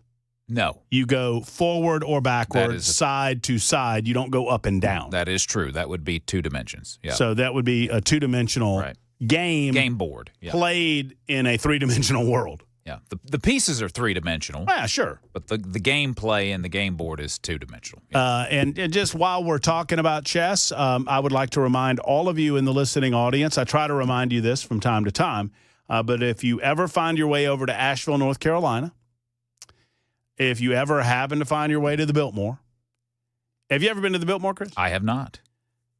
If you ever find yourself that way, there's a beautiful chessboard that is out on full display for the tourists.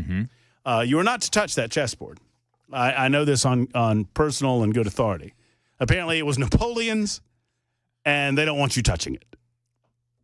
Or at least they didn't want me touching it. I was going to say, so you touched it. I mean, I went toward it. I mean, it's a chessboard. I was going to be that guy. It was, make a little move. See if I get somebody else to make a move. Yeah. Apparently, that's why the security guy's in the room, just to watch that chessboard. There's not like a sign that says "Don't touch," or you just didn't. There may have been. Someone indicated to me later that maybe there was a sign that I perhaps missed. I don't know what to tell you. All I know is that you're not to touch that chessboard. It's they don't take to that too kindly. Napoleon's chessboard. It's impressive. He might have should have studied up on strategy a little more. I mean, maybe if there was some snow on the chessboard, he would have known not to go into Russia during winter. Just because he owned the chessboard doesn't mean he was a good chess player. Have you heard of the town in southern Italy that plays chess with real people and horses? It's pretty cool. I've not, but I've got to now look that up. Thank you very much. They did that in History of the World. They did do that in History of the World. That's true. Mm-hmm. History of the World was also they had the P-Boy. That was during the chess game, I think. Yeah. I think if my memory serves me. All right, last week we had a little dust up in the General Assembly. I want to talk about some state politics right now. State Representative Justin Pearson created the stir. For those who missed it, Justin Pearson has not been a part of the General Assembly for the most part this session. He made a brief appearance during the special session to vote in favor of the Education Freedom Scholarship Plan. Eventually, someone told him that he intended to vote against it and not for it, and so he had to change that vote. Justin Pearson has been on bereavement leave, or I guess not officially bereavement leave, but he has not attended the General Assembly because he is grieving the death of his brother. His brother, we are told, on December 1st of last year, took his life. It was obviously a gun crime it wasn't a gun crime so much as it was a gun safety issue, as he took his life with a firearm. State Representative Justin Pearson made a reappearance to discuss a bill before a committee last week, a committee that had been in session for the entirety of the General Assembly. The interaction began last Wednesday when Pearson suggested that lawmakers were not taking public safety seriously as they debated his gun control legislation in committee. This prompted Representative Andy Farmer to question the appropriateness of the remarks after Pearson was absent for most of the legislative session following the December 2024 suicide of his brother. Pearson went, bonkers, started screaming and yelling at Representative Farmer, almost as if every bit of this was by design on the part of Justin Pearson. I don't know how Justin Pearson is grieving. I wish him the best in his grieving process. At the same time, at some point, you have to recognize that all of us go through a level of grief. All of us have death in our families. All of us have tragedy in our families. We wish you the best. Our hearts go out to you, but you don't get to act as a bludgeon against other people's priorities or policy or political ideology because you've had grief in your family. Before I tell you what, I want to get to one of these clips, and then we'll probably follow up in the 5 o'clock hour with several others, because Justin Pearson has now made his voice heard. Now, we have repeatedly invited Representative Pearson on the Matt Murphy radio show, and he has never even bothered to respond to any of our invitations, much less to decline them, much less to actually accept. But he did make an appearance on Fox 13 television in Memphis to discuss what became a physical altercation. He turned it into a physical altercation as he approached Representative Andy Farmer. And if not for Andy Farmer's discipline, and if not for his ability to diffuse the situation, this thing would have gotten physical very fast, because Justin Pearson got up all in his face and had to be physically restrained by colleagues. And Andy Farmer did not say anything about this man's family, not a word. We played it repeatedly last week. What he said was, I don't know that it's I mean, we've been here. You talk about us not doing work. We've been here. We've been working. And the implication was, we haven't seen you. Nobody's casting aspersions, but you're coming in here telling us we're not getting the work done. This is the first day you've been back. Right? I mean, it would be akin, obviously, once again, you hesitate to comment on his rationale because I don't know where his mind space is. And I feel for him, and I don't know how close he and his brother were. And I can't imagine. Be devastating. But I do get a sense of someone using grief to their own advantage, and that's what it appeared that Justin Pearson was doing, especially based on his ridiculous response to what seemed to be a fairly innocuous statement on the part of Representative Farmer. Here's what Pearson had to say. We'll start. We're playing a little bit of a game of stop-start. The interview is about 8 minutes long, but here's a little bit of the first portion of the interview between Fox 13 in Memphis and Representative Justin Pearson. Okay, Representative Pearson, you just recently got back out there to Nashville to, get back into this legislative session. And this morning, there seemed to be a little confrontation that happened. Just talk to me from your perspective as to how this all played out. Yeah. The Tennessee General Assembly is one of the most toxic work environments that exist. I actually have had a lot of support since we lost my brother to suicide from Republicans and Democrats. But in this committee, Representative Farmer was very disrespectful, dismissive of the pain, the heartache that we're experiencing, and was making it seem as though I had no right to advocate on behalf of District 86 because I've been taking care of my nephews and making sure that our family, my mom and my dad, were okay before coming back here. But this is a hard environment, and it's an impossible environment to grieve in. And that's why I had to take time to be with my family, to be in District 86.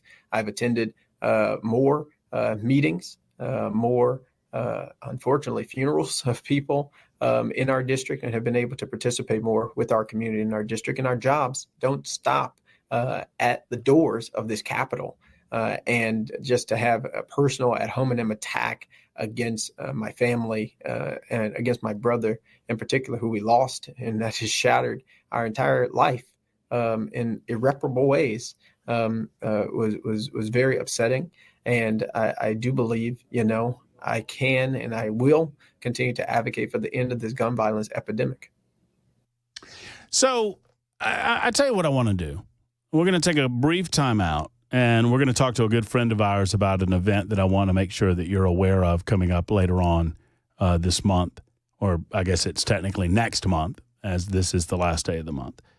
But you heard what Justin Pearson said there. I'm going to try to tackle this as calmly as humanly possible because Justin Pearson threw out a lot of allegations. He said that Representative Farmer was disrespectful, that Representative Farmer attacked his family, specifically that there was an ad hominem attack against his brother. So if you listen to that clip and you don't know what happened in committee, you feel like that Representative Andy Farmer just went off on the family of Justin Pearson, just went off on his brother, went off on the horrible nature of how his brother died, just cast aspersions against Justin Pearson's family. In a moment, you're going to hear the clip. It's 30 seconds long. Not even that. And I want you to compare the way that Justin Pearson just lied about it, because that's all that it is, folks.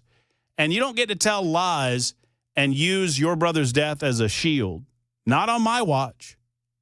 And I can feel bad for you, and I do, but when you start using it, attempting to create political advantage as a result, then the grieving process is a little bit off the table at that point. More coming up in a moment on Super Talk 99.7 WTN.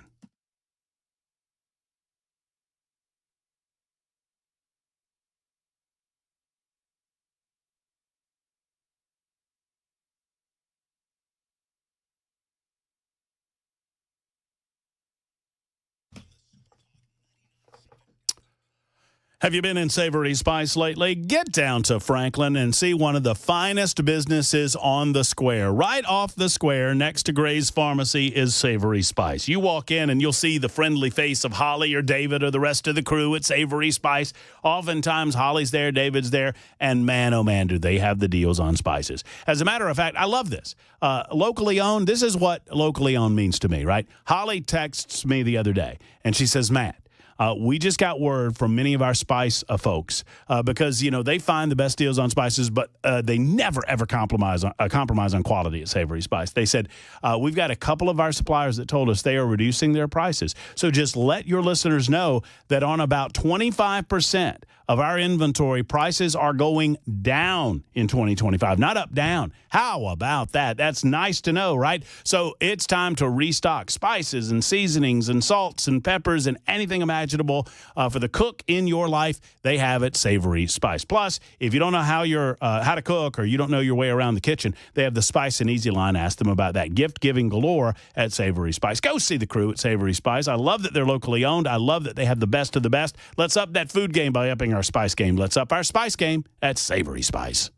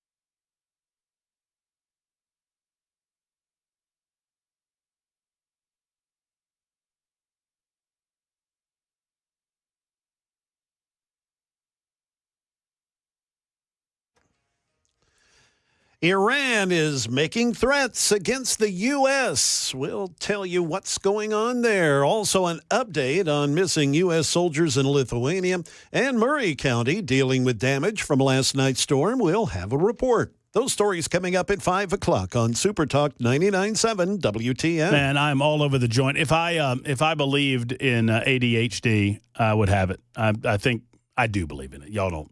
I used to say that a lot. People would get mad at me. Now you can't say it anymore because you get canceled.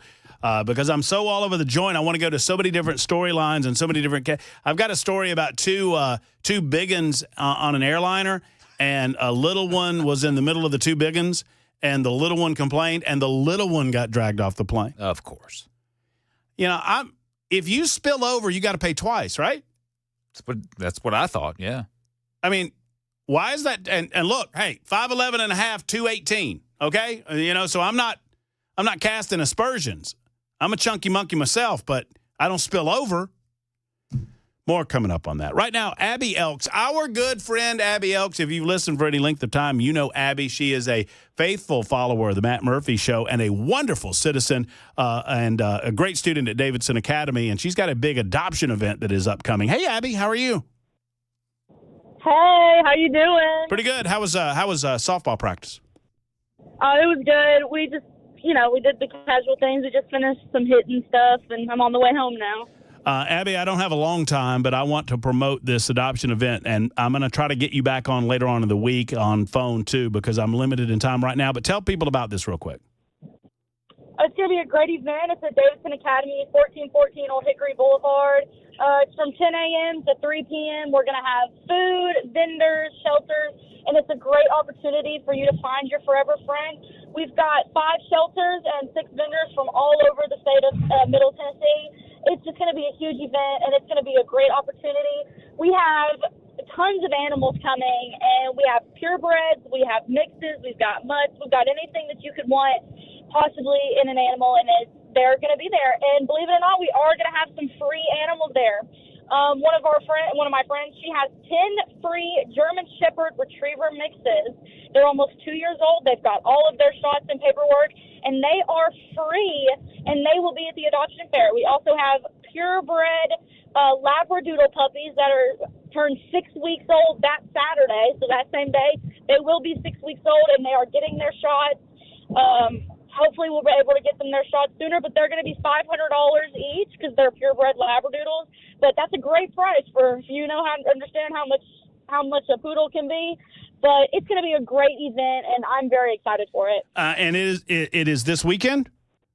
It is this weekend. And weather does look like it might be an issue, but we are coming up with a backup plan. So if anybody is interested in coming but is being concerned about the weather, we will keep you updated on our Instagram page, Passion for the Pause, and that will post updates if we have to reschedule or where the location will be due to rain. Do we spell out 4 when we do Passion for the Pause?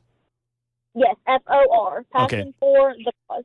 All right, so Saturday, 10 until 3, big event, Davidson Academy. We'll have you back. Look it up on Facebook, Passion for the Pause. Spell pause like a dog paw, right? Obviously. Yes, yeah. Yeah.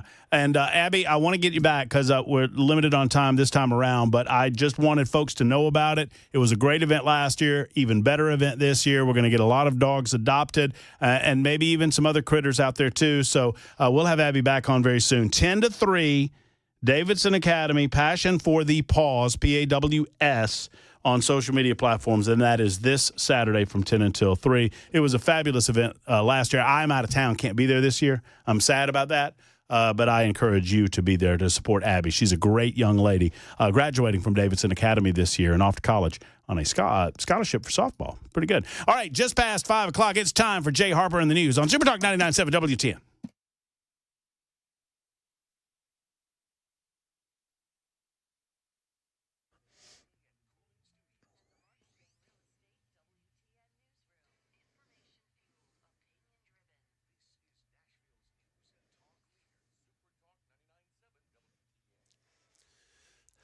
Good afternoon. It's 2 minutes past 5 p.m. I'm Jay Harper in for Ken Weaver. I've got your top stories. We'll get you a weather forecast and a traffic report here shortly.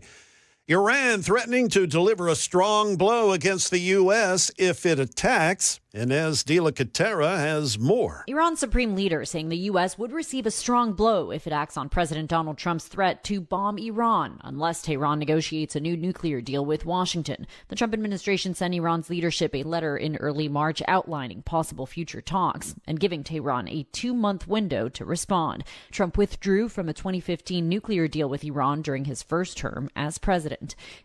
The Associated Press reporting that 3 of the U.S. Army soldiers who went missing in Lithuania have been found dead in their armored vehicle that was pulled away from a swampy area earlier today.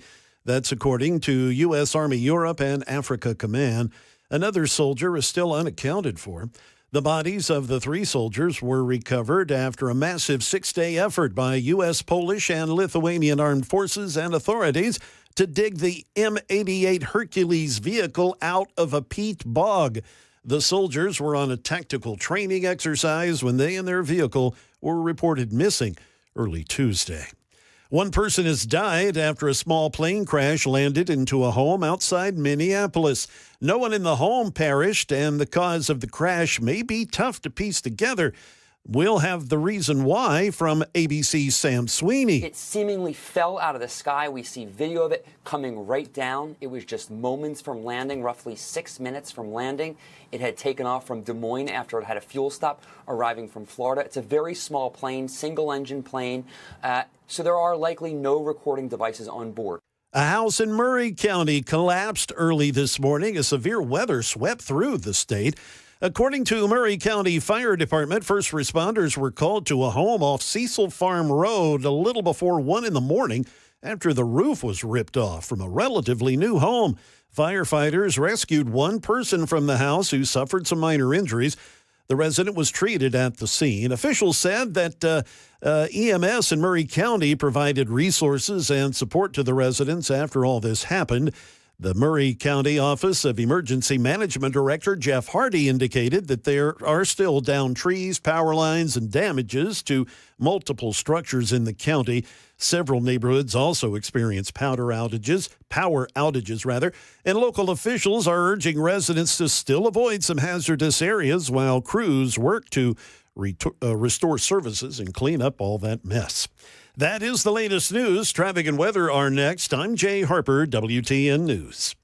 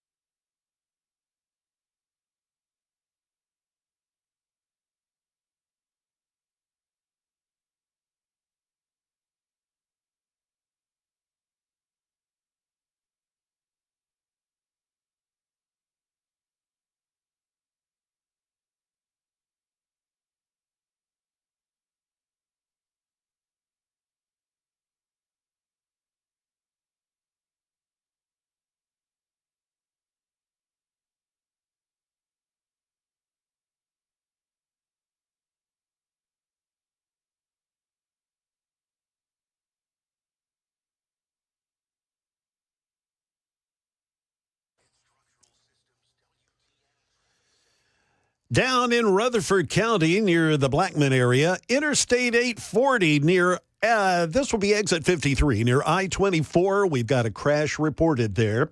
Also, Granny White Pike at Morrow Avenue, just picking up a wreck. Murfreesboro Pike at Thompson Lane, a busy intersection. We picked up a fender bender there. And finally, Nolensville Pike, just south of Bradford Hills Drive, an accident reported by police at that location.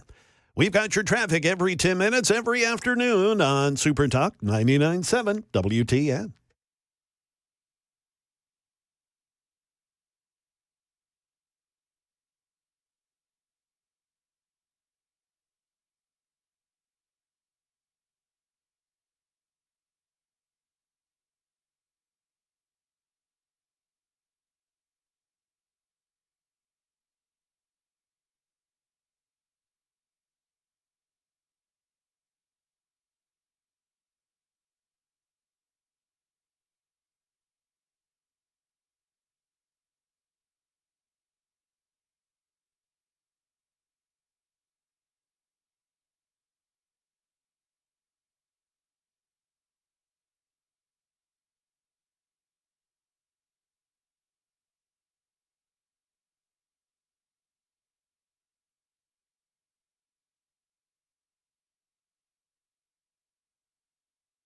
Hello, friends. My name is Matt Murphy. This is the Matt Murphy Radio Show on Super Talk 99.7 WTN. Happy to have you with us on this final day of March the 31st. It is a Monday. Many of you getting off work into your automobiles. Perhaps you're still at your place of business. Maybe you're listening to us in your homes. Either way, we thank you. We appreciate you. Whatever platform you're utilizing, maybe on the radio dial, 99.7 FM. Perhaps you're on the app. Perhaps you're on Talk TV, YouTube, Facebook, Twitter, Twitch. Either way, we thank you. And just do us a favor and give us the old thumbs up button. Like and subscribe. If Ken Weaver, Chris, say it right, Murphy. Maybe I am drunk. Maybe the super texter in the first hour was right. If Ken Weaver were here, now Jay Harper's doing a great job. But if Ken Weaver were here, he would tell you that liking and subscribing us on YouTube, Facebook, Twitter, Twitch will cost you what? Absolutely nothing, boys. Okay. That's my best Ken Weaver doing W.C. Fields. That was unexpected. I didn't know that you had it in you, and that's pretty darn good. If you made it through the weather last night, I'm glad you did. We were here for you on Super Talk 99.7 WTN. Brian Wilson, myself, Bell K, holding it down, making sure that for those of you listening on the radio, you had that valuable information. It was confirmed today by the National Weather Service and other agencies that there were 3 confirmed tornadoes that got to the ground. One was in Murray County, one was in Fairview, and the third one was in... That was in, there was two were in Murray County. Okay. One was in the Hampshire Pike area, the other in Mount Pleasant. There you have it. Yeah. And then the third in Fairview. So hope everybody is safe and sound, and hope everybody got out of that okay. We've also been following the news of the day. There's a couple of pieces of activity going on in the General Assembly that I've wanted to talk to you about. I have not missed this story, by the way. Several of you on the Super Text line have asked you, Matt, while you're playing pieces of Justin Pearson audio, have you not heard the best audio in existence that happened late last week? Congressman Perry, do you trust Trump's national security team to keep our war plans top secret? Do you trust your mother every night to fix your Hot Pockets and make sure your Game Boy is turned on? It's okay. Just as good today as it was on Friday. So, look, we don't try to take too much credit. We don't try to jump in front of parades when we are not actually in front of. But I feel like we were one of the first to find this clip. We had it like an hour after this actually happened. So we were playing it for you last week, and it lit fire. It went viral over the weekend because it is, as they say in Mortal Kombat terms, an absolute fatality. Here's Congressman Tim Burchett just one more time. Do you trust Trump's national security team to keep our war plans top secret? Do you trust your mother every night to fix your Hot Pockets and make sure your Game Boy is turned on? I mean, you didn't even miss a beat, man. He didn't. It's just boom. So that's like our own Congressman Tim Burchett absolutely destroying this. What these folks do, and I imagine it goes on at the General Assembly, but it certainly goes on at the United States Capitol. They lay in wait with their cell phones, and they're there to try to trap congressmen, and they find particular congressmen that they don't like. And people on the right do it to folks on the left, and people on the left do it to folks on the right. And Burchett was just absolutely on top of this guy, and it's very funny audio. Back to the audio we were playing. This is important, folks. It is important to make sure that we repair the record. Justin Pearson survives on a misrepresentation of the record. And if I'm to be faulted for anything, it's this, that I cannot abide individuals. This is America. You're allowed to think the way that you want to think. You're allowed to feel the way that you want to feel. And you're allowed to be as wrong as you want to be. I cannot abide liars who intentionally misrepresent aspects of the truth to their own advantage, in this case, their own political advantage. Now, we heard from Justin Pearson just before the top of the hour, 5 o'clock newscast. And Justin said to a Channel 13 reporter, Fox 13 out of Memphis, that he could not sit idly by and listen to the disrespectful way that Representative Andy Farmer was talking about his family.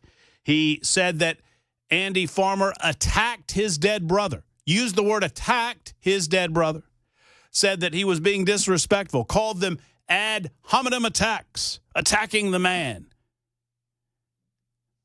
I feel it important for us to go back and listen to exactly what this is all that Andy Farmer said to Justin Pearson. Last Wednesday, in a committee hearing, here's how the exchange went. We need to do something about the gun violence epidemic. We have the power to do something about the gun violence epidemic, and we don't just have to offer some empty thoughts and prayers. I don't think it's fair for you to come in front of this committee and lecture us on hard work and convictions and hard work for our committee. So when I understand where you're at and what you're doing and why, but at the end of the day, we've been here working. It is a pathetic excuse for you to not answer the question of why we are doing nothing about the gun violence epidemic than to personally attack me. But let me explain to you what I have been doing, Representative, since you asked. My brother, Temperance Darnell Pearson, one of the loves of my life, passed away from gun suicide on December 1st of 2024. So he went on. They tried to gavel him out of order eventually. He continued. Justin Pearson, and I can play you, there's a 3.5-minute clip that Chris Webber has of him screaming and yelling and just going on and on and on and refusing to act in order per the rules of the committee. And then eventually, once the committee voted and they voted his bill down, this would have deconstructed permitless carry in the state of Tennessee. Right now, you do not have to have a permit to carry your gun in a concealed fashion, and this would have re-upped the permitting process and would have re-required. I think at one point before I came here, there was a permit required to conceal carry. Now that is not the case. We don't have true constitutional carry because it is a defensive carry provision, but I don't want to get into the weeds there, but just suffice it to say that this was never going to go through the House of Representatives, and Justin Pearson should have well known that. But after it was voted down, he then moves to the dais, gets in the face of Representative Farmer, starts screaming and yelling at him, screaming slurs at him. He called him an SOB. He didn't use the initials. He said the words, said all manner of other things, attempting to instigate what seemed to be a physical altercation. Now, I'm gonna ask you, if you can, Chris, to just isolate, or we can play the beginnings of it again, but he said, I understand where you are and where you've been on this. Now, that could be, I understand where you are in terms of where you've been and that you've been away from the General Assembly, or where you've been on this issue of gun control and gun violence.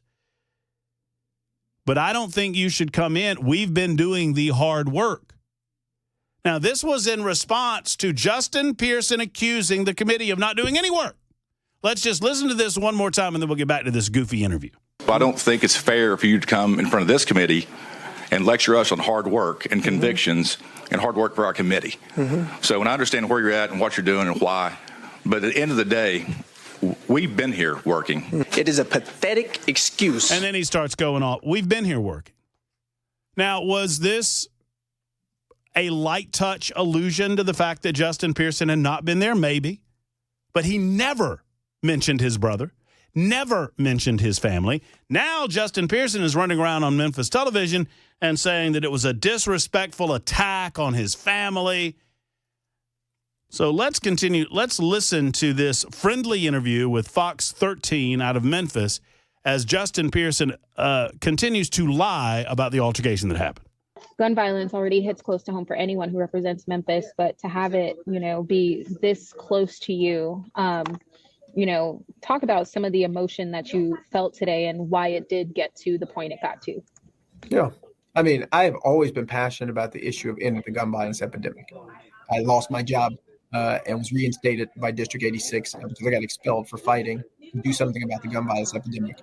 I never imagined that epidemic would come to our house and our family in this way. And it has been horrible, a very difficult time as well. But today I was speaking passionately about legislation that will repeal permitless carry, and that people who have access to firearms are going to be responsible firearm owners. It's a good bill. It's a simple bill. And since we have not had that bill, we have seen homicides and suicides go up in our communities. Stop the tape for just a moment. So the suggestion by Representative Justin Pearson, and I would like to see the data that would lead him to this conclusion, that because of permitless carry, there's been a rash of homicides/suicides as a result of this, that gun violence has increased in the state of Tennessee as a result of permitless carry. Law-abiding gun owners are by definition law-abiding gun owners. And if a gun owner, if the laws were to change, would go through the effort to carry with a permit, that by definition is not someone that is going to work against the law and commit acts of violence against other people, and one would certainly hope would not be of a mental disposition to commit violence against themselves. Frankly, if we are going to lay this on the table, and I am sensitive to this, I mean, I understand that many of us in this listening audience have seen mental issues in our own families, and I am sensitive to the concept that maybe Justin Pearson saw that within his own family. But if you bring this up on the table for discussion and you use your brother as an example of why your bill needs to be put into practice, why it needs to become law, then that begs several questions about the nature of your brother's death. Where did he get the gun? Was he a law-abiding gun owner? Did he own the gun legally or illegally? Was he permitted to possess the gun? Were you knowledgeable about his issues, and did you at some point attempt to get him some help? I hope so. I don't bring these questions up lightly, and I don't bring them up to cause you any pain. But if you understand, if we're talking about an issue that affects the entirety of the state of Tennessee, and you use your brother as empirical evidence that something needs to change, then I ought to have the ability to examine that data and to examine that evidence, or to examine that what ultimately becomes an anecdotal story about why these things need to change. I don't ask you these questions out of a disrespect for you or your family. I ask you these questions because you have brought your family into this. You did that. I didn't. You did. 21 after the hour on Super Talk 99.7 WTN. It's the Matt Murphy Show.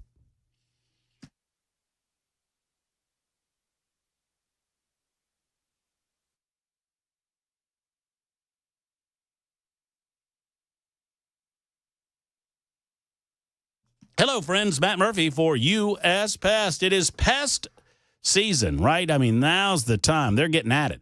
Now, these bugs, they're getting together, girl bugs and boy bugs, and they're making baby bugs. And they want to do that in your home. Now, do you want baby bugs in your home? Do you want to have little bug cribs in your home with little baby spiders and baby roaches? And before you know it, they grow up to be big spiders and big roaches, and off they go to your kitchen to find food for themselves and their family members.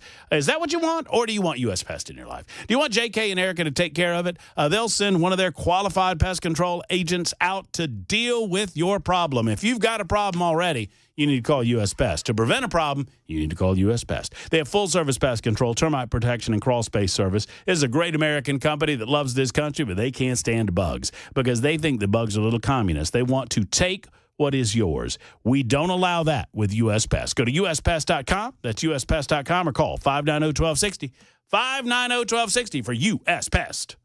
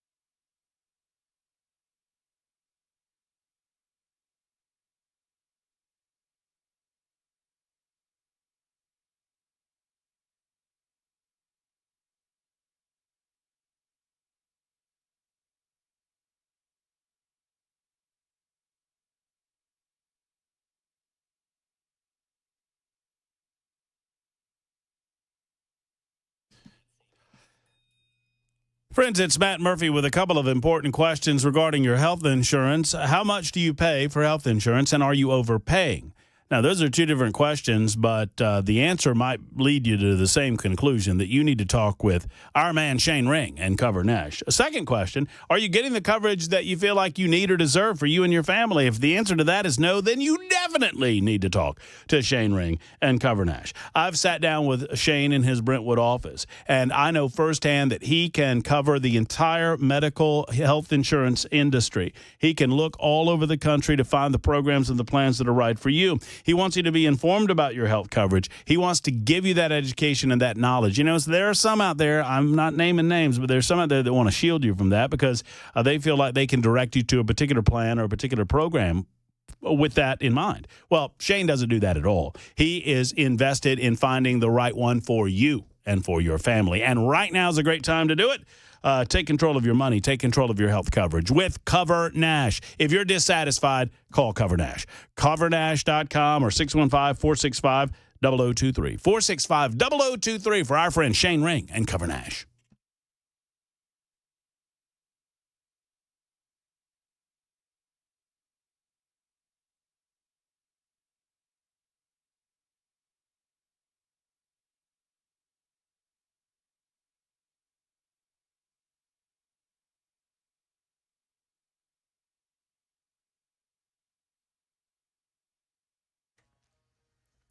Charges brought now in a weekend Antioch raid. Tesla violence. Now it's breaking out overseas. And stocks mixed today due to what many say is all of the tariff talk. We'll have those stories and more coming up at 5:30 on Super Talk 99.7 WTN. Why, thank you much, Mr. Jay Harper. Oh, by the way, Jay, are you aware of nincompoops in the news? I was told by a loyal listener. No, nobody has briefed me on such things. Well, you have more important things to do there in the news closet B. But so how would you describe it, Weber? Find a goofy story? Yeah, just search for naked Florida. What else? What are the other keywords? We Waffle House or monkeys. Yeah. So Jay, we ask of you. I should have told you this hours ago. Okay. And I would not be telling you this now, but someone just hit me up in the super text line. Like, have you told Jay about nincompoops in the news? And I was like, ooh, no, I haven't. So you're welcome to find an offbeat.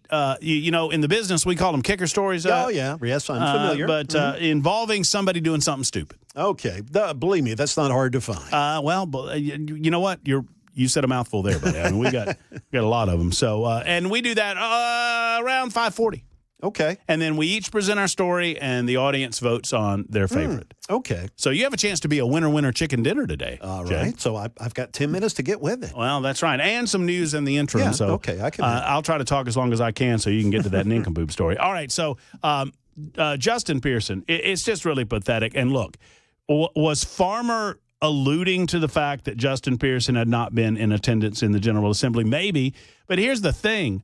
It's one thing to take that amount of bereavement. But if you come back and on the day that you come back, you're wagging your finger and accusing the committee of not doing hard work, well, that's why the subject was brought up to begin with. Farmer did not necessarily want to go there, but he went there, and he went there in a very kind way. He didn't bring up the brother, didn't bring up the family, didn't bring up the bereavement, said, look, we've been here, and I know what you've been doing and where you've been, but we've been here. We've been working. Is it not possible that we simply see things differently? Let's. Justin Pearson was talking to Fox 13. Let's continue this little dialogue that he's having with the reporter from Memphis. Instead of talking about the merits of the legislation, the representative who I got in an altercation with wanted to attack me and attack our family. And Okay, so stop the tape. Did you hear anything that Andy Farmer said that was attacking Justin Pearson or attacking his family? I mean, it's a complete mischaracterization. Mischaracterization, which is a longer word of saying way of saying Justin Pearson is lying in Memphis to uninformed people. And if they won't call him out, we will. Continue. I will allow no one to come after me or to come after my family. Nobody did. And Nobody did. I know that this issue is personal for me, thousands of other people in our city and in our county.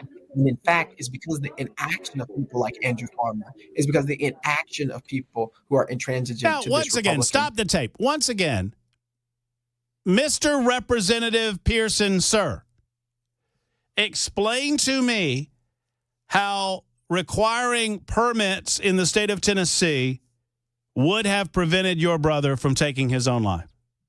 Because that is what you're bringing this. I'm not bringing this up. You're bringing this up. You're saying this. See, what happens here, I understand how these emotionally based, ridiculous arguments go. Nobody has brought up your brother. You brought up your brother. And when I respond to it, you're going to accuse me of attacking your dead brother. I'm not attacking anyone. I just don't understand logically how you can jump from one place to the next. How you can suggest that your brother's suicide by gun would have been permitted if we required permits to conceal carry in the state of Tennessee. That leap, that is a Grand Canyon leap. There's no logic involved. But I am, after all, talking about a Democrat. Jay Harper, he's a logical one, and he's got news headlines, and they happen now on Super Talk.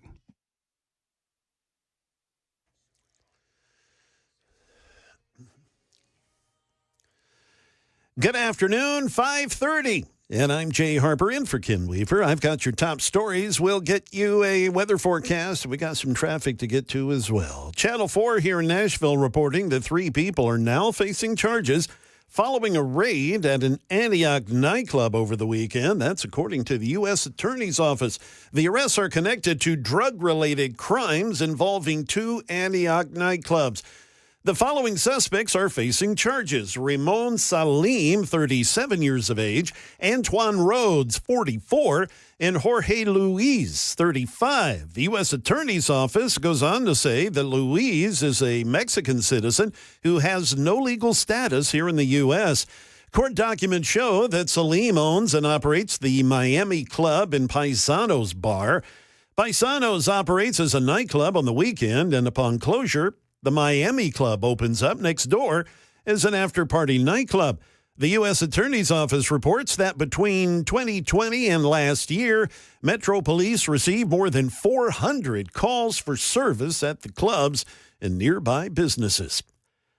Now across the pond, 16 Tesla electronic vehicles were destroyed in Rome as police investigate a possible arson incident as those cars were set on fire. Italian police investigating a possible arson fire that destroyed more than a dozen electric vehicles at a Tesla dealership on the outskirts of Rome. Tesla Italy says it is cooperating with police and that it has handed over surveillance video. This comes as Tesla vehicles in the U.S. have been targeted in protest of owner Elon Musk's ties to President Trump. That is Inez de la Catera reporting.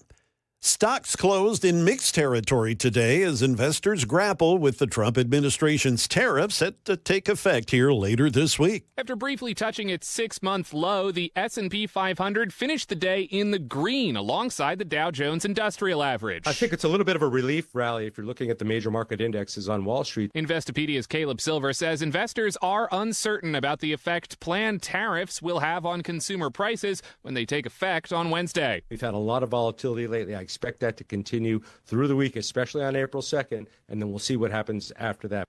That's the latest news. Traffic and weather are next. I'm Jay Harper, WTN News.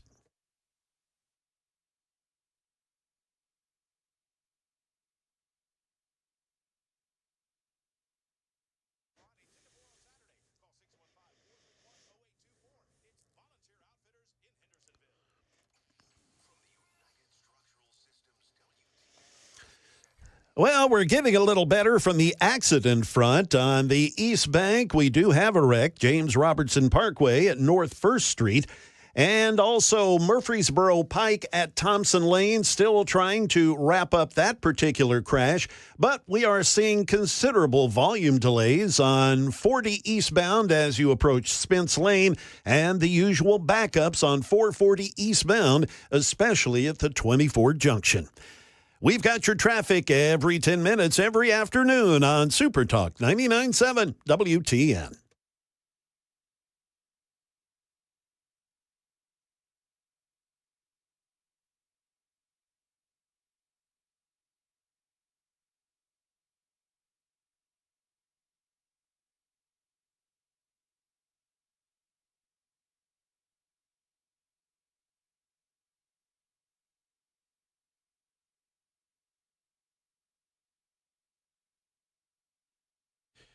Friends, if you're thinking of building on your property, more specifically, if you're thinking about purchasing a prefabricated building and getting it to your property, I want you to go to stoltzco.com right now and see the incredible nature of what they do at Stoltzco. I mean, it really has to be seen to be understood. If you own land, if you're looking to do something with your land and or your money, if you're looking to build a quality item like a man cave type item, a barn dominium, perhaps it's just a barn space, maybe even a she shed, an equestrian space, a garage, a pole barn. They have it at Stoltzco, and friends, you will not see anything like this anywhere in the industry. Let Stoltzco build the high-quality customized structure at a reasonable price. They're the leading company in first-class customer service with the creation of post-frame buildings, and this is going to add value to your home, not detract from it. Visit them online to see the Stoltzco difference. Go to stoltzco.com. That's STOLTZCO.com. Stoltzco.com. Or call them today at 615-622-5992. 615-622-5992 and tell them Matt Murphy sent you to the one and only Stoltzco.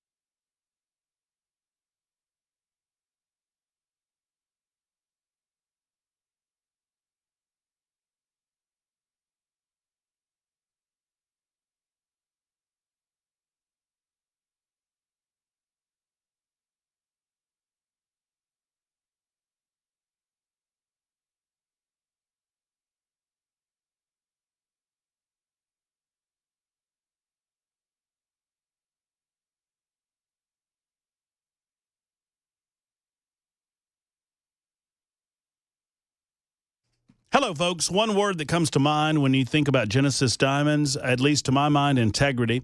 It's a company that is built on a solid foundation with total transparency and honesty. I believe in them, and I know you can as well. One of the reasons that you can believe in them, they do not have commissioned salespeople. They pay their employees, not you. So they are not under any pressure whatsoever to sell you or to upsell you. And you are under no pressure to buy. This creates a relaxed environment, a relaxed atmosphere when you walk into Genesis Diamonds. Number two, they share with you the long-held secrets of the diamond industry. They teach you the tricks to maximize the value of your purchase. They show you exactly how to buy like a dealer buys. And another thing at Genesis Diamonds, they don't play pricing games with you. Unlike other jewelers, they work on very small margins. They don't mark their prices up so they can mark them down in front of you. I mean, that's that game that we play that nobody likes, right? The prices have been marked up, so you get to watch them mark it down. Well, they just believe that you ought to get the lowest price value every single day, and you shouldn't have to haggle for it. We're lucky to have them here in the Nashville area. Genesis Diamonds, 2 locations, Green Hills and Cool Springs. Tell them Matt Murphy sent you to the one and only Genesis.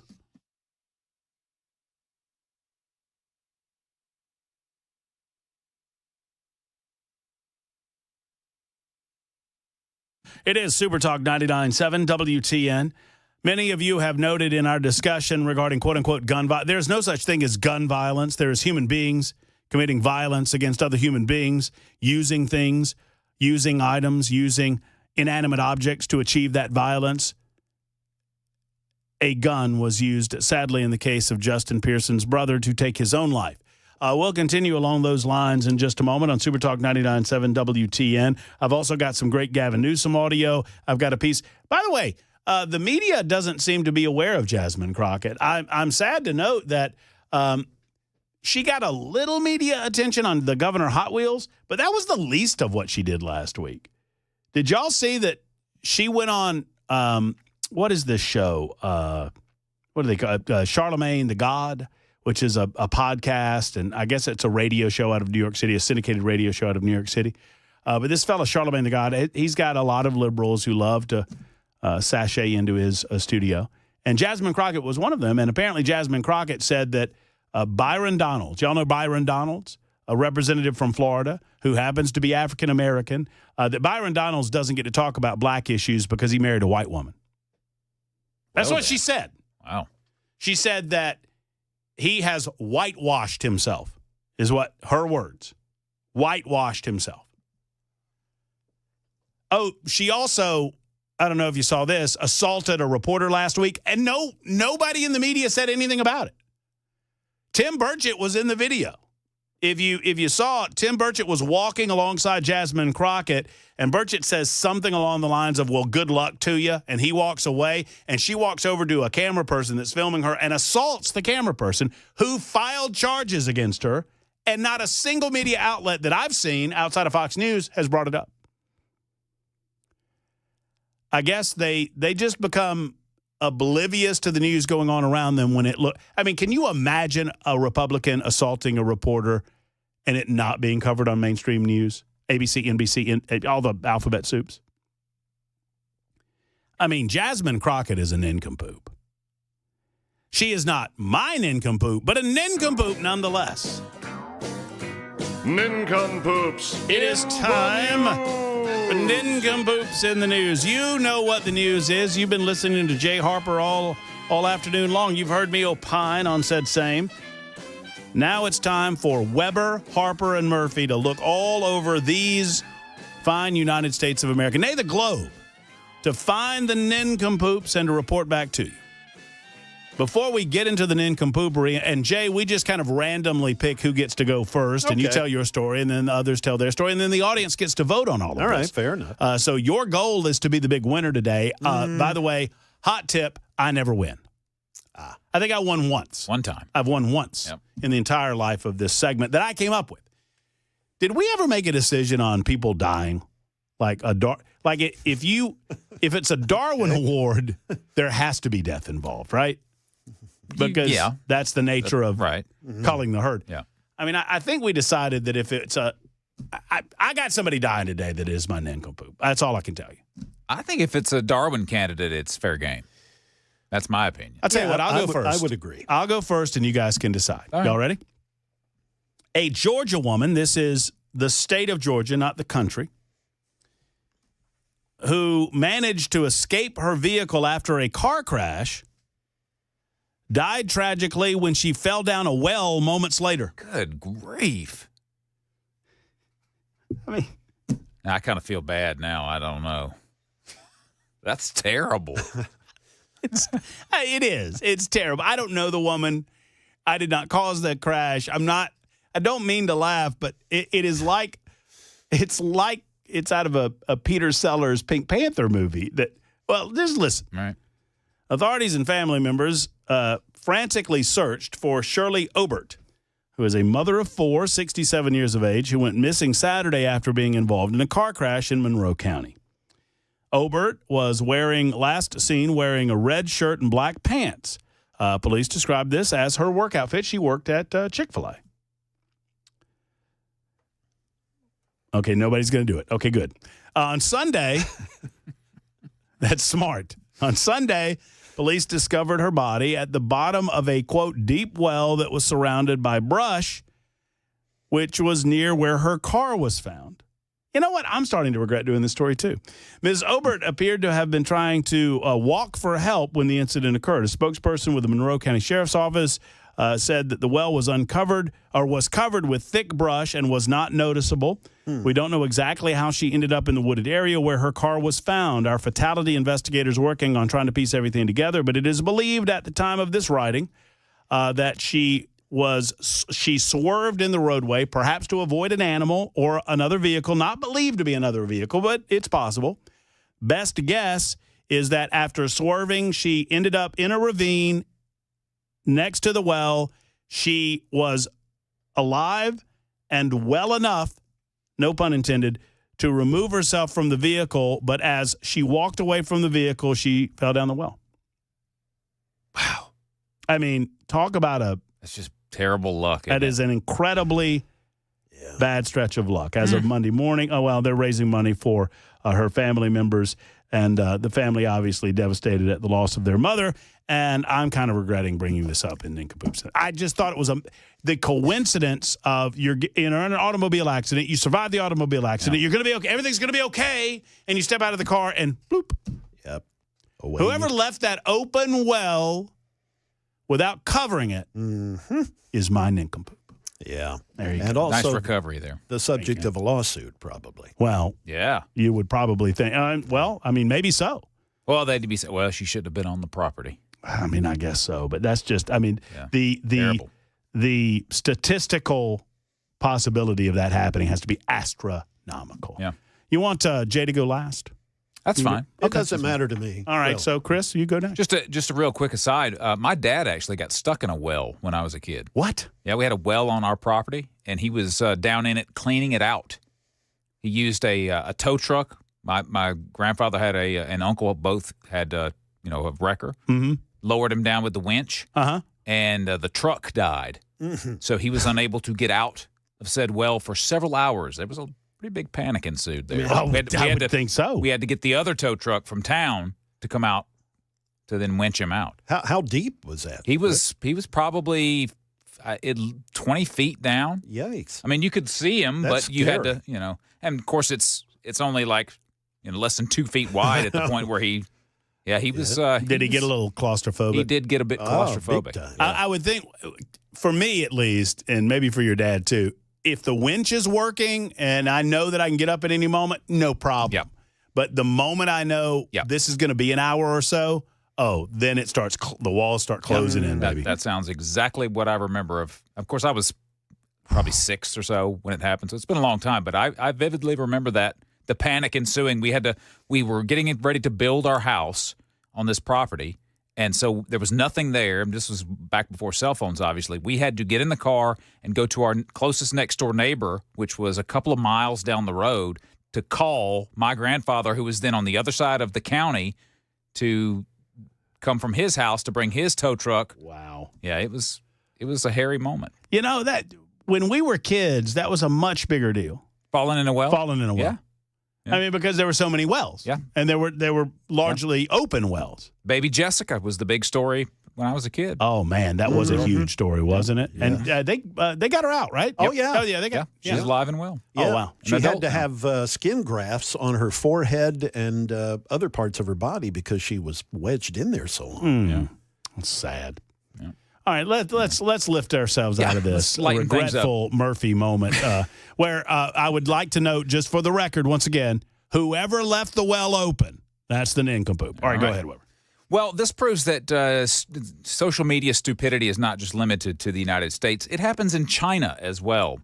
A couple in China thought they would film a funny video to post online in which they tried to see if the girlfriend's hand was small enough to fit in the boyfriend's mouth. Well, it was. She managed to stuff her fist inside the mouth just fine, but when she tried to pull it out, his mouth muscles stiffened and the hand became stuck. After repeatedly trying to pull the hand from the mouth, the young woman decided they needed medical attention and they went to the emergency room. Doctors were baffled until they heard the couple's story, saying that the woman told the doctor that her boyfriend's face gradually turned red and all of her efforts to yank her hand free from his mouth were useless. He drooled continuously because he couldn't close his mouth, and his throat made gurgling sounds. And then to make matters worse, his teeth started to clamp down on her wrist because his muscles were contracting involuntarily. She says, saliva ran down my wrist to my elbow. I felt like my hand was stuck in a meat grinder. So Dr. Zhang, the physician on the case, said the girl's hand got stuck because her boyfriend's jaw muscles had contracted, preventing him from opening his mouth, creating a dangerous cycle. The more pain, the tighter the jaw would clench. So to solve the problem, hospital staff first tried to calm the man down, prevent him from choking or vomiting. They played some soothing music, then used a special mouth opener to expand the jaw enough to inject a muscle relaxant in this specified area. After about 20 minutes, Dr. Zhang gently rotated the girl's wrist, taking advantage of the sliding properties of the jaw joint to finally unjam it, and he was finally free of the fist in the mouth. And, of course, he was then presented as a cautionary tale, warning people that forcing a person's jaw open can cause nerve damage and dislocation of the jaw. Secondly, why would you think that's a good idea in the first place? I don't know. I wonder how long this entire process took. I mean, that sounds like they... It was probably an all-day thing. Yeah. Yeah. Yeah. Yeah, they didn't just immediately go to the hospital, I'm sure. Yeah. I've run through 4 jokes. None of them are appropriate regarding mouths and jaws and these types of things. It does remind me of an incident that happened to me when I was a kid. I was playing around with my buddy on the school bus, and he was sticking his eraser pencil. He was sticking his eraser in his ear. I don't know how we were doing this, but I eventually ended up sticking the sharp end of the pencil in my ear, and it broke off. And so then I had a piece of lead in my ear, and it stayed there for a couple of days and eventually got attached to my eardrum. It was bad. So I had to go to the emergency room to get this lead out of my ear. Yes. And they were using these pinchers, and it was incredibly painful. I just remember a team holding me down, attempting to inside and just get it out and poke, and they're poking my eardrum, and it's just a lot of pain. Yeah. And finally, somebody, I don't know who it was, in my mind, it was like, a lowly intern over in the corner that wasn't allowed to speak. It's probably a doctor's assistant. They brought in a little suction. And took care of it. Problem solved. After an hour of trying to dig that thing out of my head. Bet you didn't do that again. No, no, of course not. And I've never tried to stick my hand in my own mouth either. Jay Harper, you're an nincompoop story, sir. Oh gosh, I feel so inadequate here with all this, but here goes. All right, this guy's in Albuquerque, New Mexico. He was caught smuggling 242 pounds of bologna into the United States. Right on target with nincompoops, baby. All right. There we go. This man, he was stopped at the border with this huge stash of meat. He actually thought he was going to get it past all the... A canine, of course a canine, found the meat. You think? 22 rolls of bologna hidden in the back of this guy's car. It was seized and destroyed because it is indeed illegal to smuggle meat into the U.S. from Mexico. So not as long and as as explanatory as Chris. But I think it explains itself. Yeah. The man had meat on his person. It was unauthorized meat. 242 pounds of bologna. It's a lot of meat. That's a lot of bologna. What That's a lot of bologna. this story tells me is I got to get some of that Mexican bologna. It must be good. It must be pretty If good we're if they're having to smuggle smuggling it. Yeah.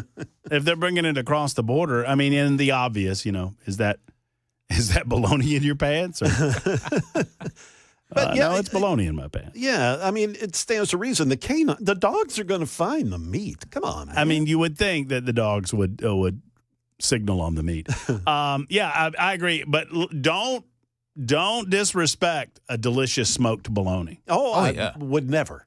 You ever had the real deal? Oh, Like yeah. you get a whole bologna and you see. I've never had a whole one. Oh, you get the whole thing. I've You had take the a casing off you. Start slicing. Yeah. Oh, so good. I tell you, there's a place down in Leaper's Fork. You can get some good bologna sandwiches down there. Best bologna sandwich I think I've ever had that was not made in my grandmama's kitchen. That is how you play Nincompoops in the News. You may vote 615-737-9986. 615-737-9986. Just discount mine. I had death and a woman falling in a well. Vote between Jay and Chris. See who the big winner is. It's 53 after the hour. You're listening to Super Talk 99.7 WTN.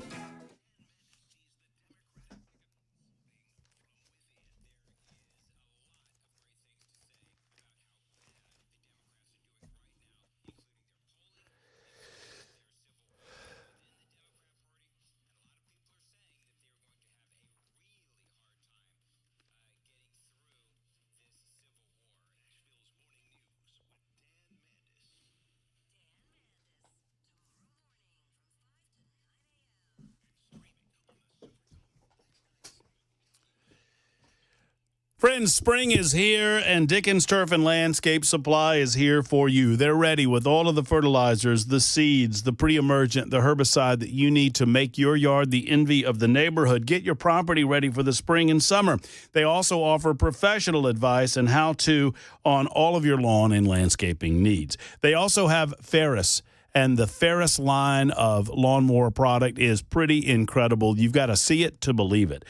Ferris holds 16 separate patents around suspension technology alone. As a matter of fact, they were the industry's most advanced independent suspension system. They are the industry's most advanced.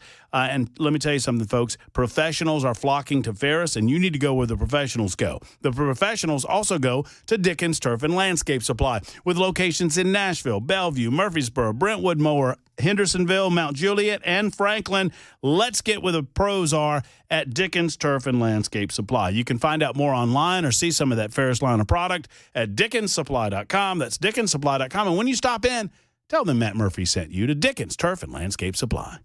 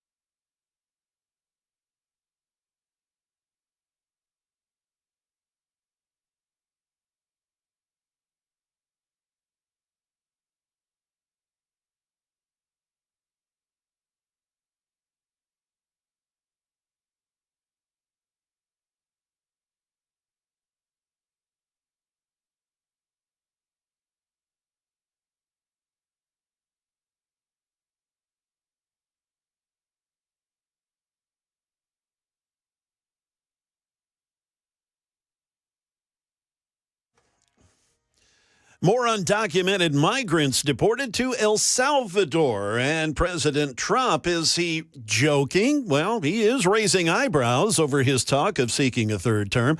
And have the Tennessee Titans shown their hand as to who they will pick with that first pick in the NFL draft? I'm still... Camor. Yeah, I'm still have Chris's story about the well in my head. Anyway, we've got those stories and more coming up at 6 on Super Talk 99.7 WTN. Camor. Chris, several listeners on the Super Text line want to know before they vote, because it's obviously between Baloney Boy over there and you. Yeah. Who was the bigger nincompoop? Both of them were nincompoops. Who's the bigger nincompoop? The chick or the dude? The dude.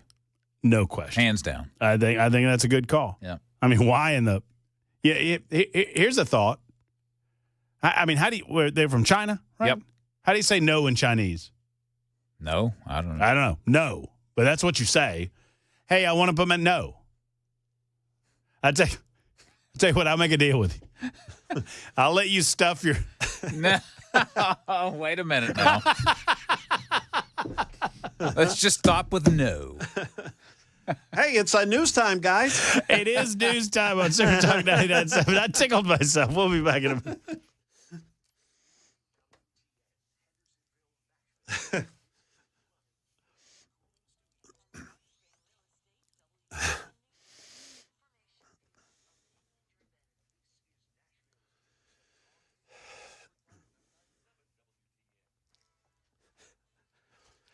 It's 6:01 p.m., and I'm Jay Harper with your top stories. Good evening. We'll have your full forecast and another traffic report here in a moment.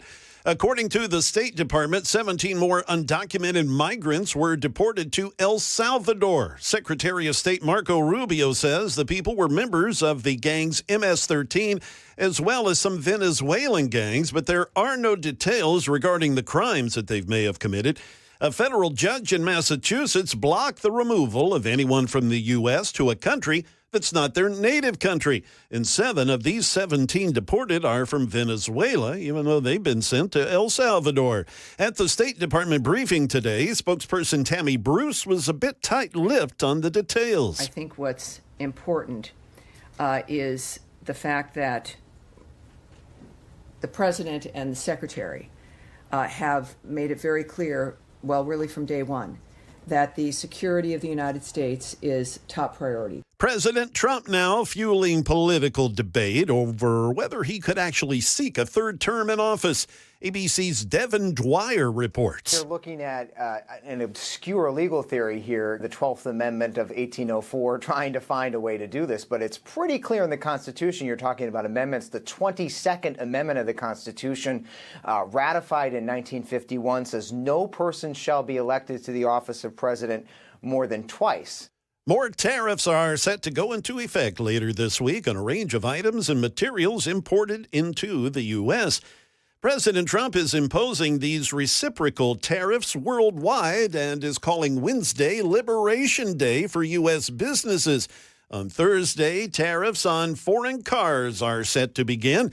Here's Karen Travers with the latest. The White House isn't giving details of what President Trump is going to announce this week when he rolls out his plan for reciprocal tariffs on countries all around the world. Press Secretary Caroline Leavitt. I will let the president make the announcement on Wednesday, but it's certainly going to ensure that there's reciprocity and the American people are treated fairly. Asked if there was any way for countries to fend off the tariffs, Leavitt indicated no. The president's been promising for weeks to put in place sweeping tariffs, vowing to match what countries are charging to import American products overseas. And finally, NFL team owners meeting this week to discuss changes to rules in the league's format. Tennessee Titans head coach Brian Callahan is there, and he talked about the team's experience meeting with a top quarterback prospect named Cam Ward. And we've spent a lot of time with him between the 30 visit, the combine, the pro day, and then the private. So we've had all of our possible touch points. We have a couple more hours of Zoom left to us per league rules, and we'll use all of those touch points that we get, and feel really good about what we've learned and how we've learned it. he's an impressive young man and excited to kind of get through the rest of the process. So it is sounding more and more like the Miami Hurricanes quarterback will be the Titans' #1 pick in the upcoming NFL draft. We shall see. That's the latest news. Traffic and weather are next. I'm Jay Harper, WTN News.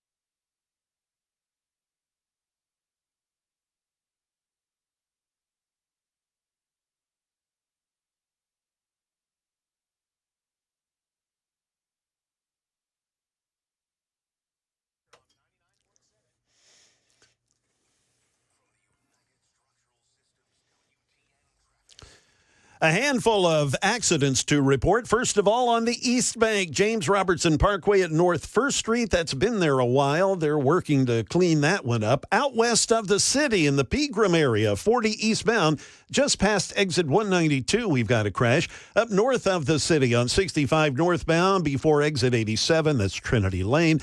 We've got a crash there. 24 eastbound as you head toward Murfreesboro, right at the Waldron Road exit. We've picked up a crash there. And quite a bit of heavy congestion on 24 eastbound on the East Bank there.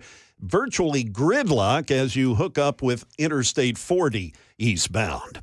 We've got your traffic every 10 minutes, every afternoon on Super Talk 99.7 WTN.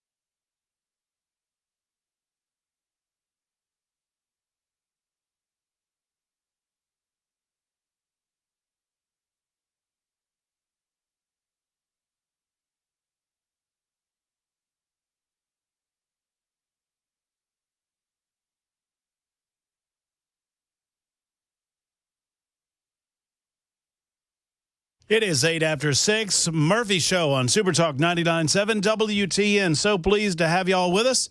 Thank you for your time and consideration. We'll get into a few other topics. I had more on the Justin Pearson bit.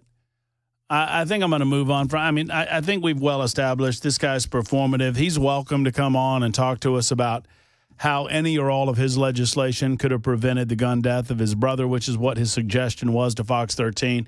It's just an embarrassing 7 minutes. You can see it in its totality if you go to the YouTubes. You can find us on YouTube, Facebook, Twitter, Twitch. We're there, present and accounted for, with my bright red shirt on.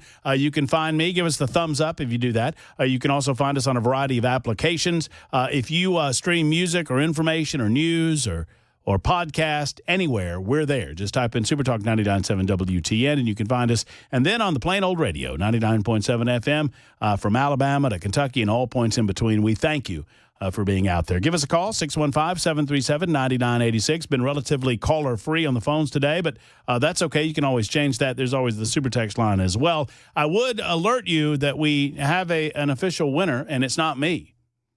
Although I'm shocked. Yeah, it was a closer race than I thought it would be when Jay Harper said baloney, but baloney won. Baloney is the big winner. Oh, wow. All right. How about that? I mean, when you talk about a guy having, you said baloney in the car, but automatically we think baloney in the pants. Yeah, well, I really thought Chris's story would beat my meat story. But I'm flattered. Apparently I was wrong. So, how about that? I mean, surprises. Never sees me. Just gonna let you sizzle in the pan there. like that nice thick slice of bologna. Just a nice thick slice. I just don't. I can't conceive of how you could get your hand in someone's mouth and don't have an ability to get it out. Yeah. I will admit that what was that? Just working out the physics in my head there. I don't think it's going to work. Just don't feel like you're trying hard enough. I mean, or how hard did you try to stuff it in there? And one of our listeners asked a very pertinent question. How did they get to the doctor's office? Did they? They took the subway. I mean, I don't know. That's a good question. I don't imagine that someone drove. Some looks. Yeah, I mean, I would think so. It for some reason it reminds me of the worst incident of my life involving my mouth. Okay, not what you said earlier. That wasn't it. No. Now I've told the story in the past that I had a situation where I should have, just to show you how doctor averse men are, that I 100% should have gone to the doctor over what I'm about to tell you, and I did not. And so please, if you're on the fence about going to the doctor, go to the doctor. Go to the emergency clinic. That's what it's there for. We had I was off work. I did mornings, and there was in the break room a big old tray full of bagels. And I grabbed myself a bagel, and I put a schmear of cream cheese on said bagel, and I started clamping down on that bagel. It was, I'll never forget it, it was a cranberry bagel. So delicious. And there was some sort of flavored cream cheese. It was wonderful until I took a bite of bagel, and instead of biting bagel, I bit my tongue. Ooh. And I didn't just bite my tongue. I bit the vein that runs underneath our tongue. Oh, no. And cut into it. Ooh. And so my tongue started bleeding. And it kept bleeding and kept bleeding and kept bleeding. That won't stop, man. My tongue bled for 4 hours. I did everything. I did pressure. I did sugar. I did everything. And I remember I was holding a big wad of tissues up to my mouth driving home, which is just blood red by the time I got to the house. And I should have turned around and gone to the emergency clinic to get stitches, but I didn't want to. I thought, well, if I just hold pressure on it long enough, it will stop. Yeah. Held my tongue out of my body, out of my mouth with one hand. And this is a true story. And held pressure on the tongue with paper towels on the other hand for 30 minutes. I mean, and I clocked it, 30 minutes. The tongue was swollen, dry, yada, yada, yada, the whole 9 yards. Finally felt like I had done it long enough. Briefly took pressure off the paper towels, started bleeding again. Yeah. It's at this point that a sane human being gets in the car and drives to the emergency clinic, but I'm not. No. And so I found some of that bleed stop stuff. Yeah. Put that in my mouth. You're not supposed to do that. I did it. I should have been. And by the way, for that type of wound, doesn't really work. It just made a bloody paste. But I held it for about 45 minutes to an hour, and it eventually stopped. And I could not use the moneymaker for 2 days. That was the worst part. Yeah.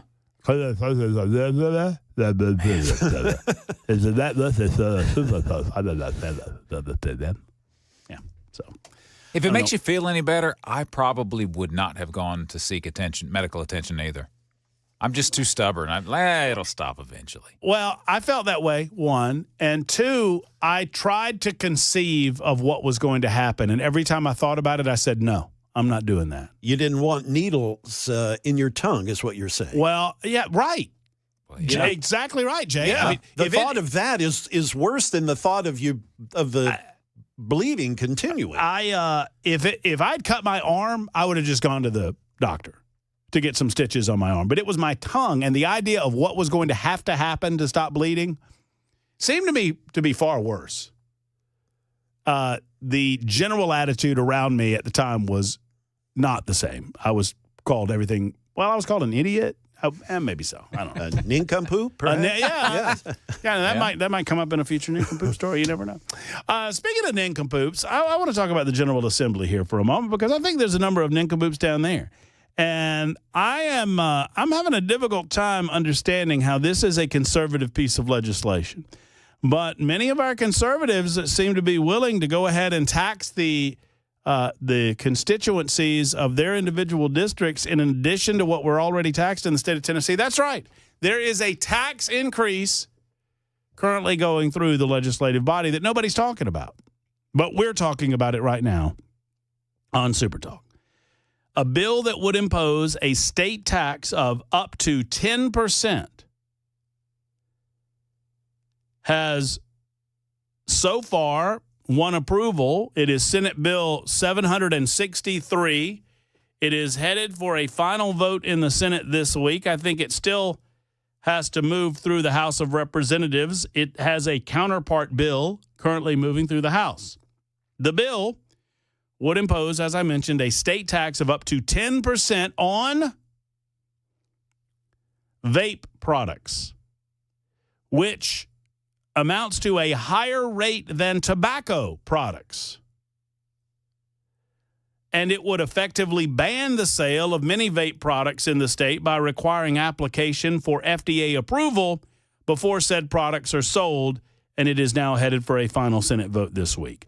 Senate Bill 763, which has been criticized by some opponents as, quote, a legislative weapon for big tobacco, has passed the Senate. 9-2 vote out of Finance. A counterpart House panel has also passed it with bipartisan support. Sponsors of the bill and many lawmakers who have voted for it so far have received thousands in campaign contributions from political action committees of major U.S. cigarette manufacturers like Camel and Newport. Imagine that. Now, that is according to the Tennessean. I'm relying on their information there. Senate sponsor Ken Yeager, a person who I believe I've met once I think I've met this Tennessee senator. We've, to my knowledge, never had him on the show, but I would love to have Ken on the show, and perhaps we could endeavor to get him on tomorrow. Said the bill is aimed at, quote, stopping the, quote, influx of Chinese vape products that are addicting our children and wreaking havoc on our schools. And then he went on to say this is not an attack on Tennessee's vape industry. Yeager told reporters last week, I don't take my orders from big tobacco. But the bill goes beyond cracking down on age verification requirements. Here's what it would do. If signed into law, the bill would ban the sale of vape products, including hundreds of disposable and flavored products in Tennessee that are not approved or in the process of being approved by the U.S. Food and Drug Administration. Testifying in committee, David Nelson, who owns 5 vape stores in Upper East Tennessee, said limiting sales to only FDA-approved product could be a step back for people trying to quit smoking. Quote, these tobacco and menthol-only products fail to meet the needs of 15 million current vape users, adult vape users, 83% of whom prefer sweeter, fruity flavors to stay off cigarettes. Currently, just 34 vape products have been approved by the FDA, and all are tied to big tobacco companies. Think about that for a minute.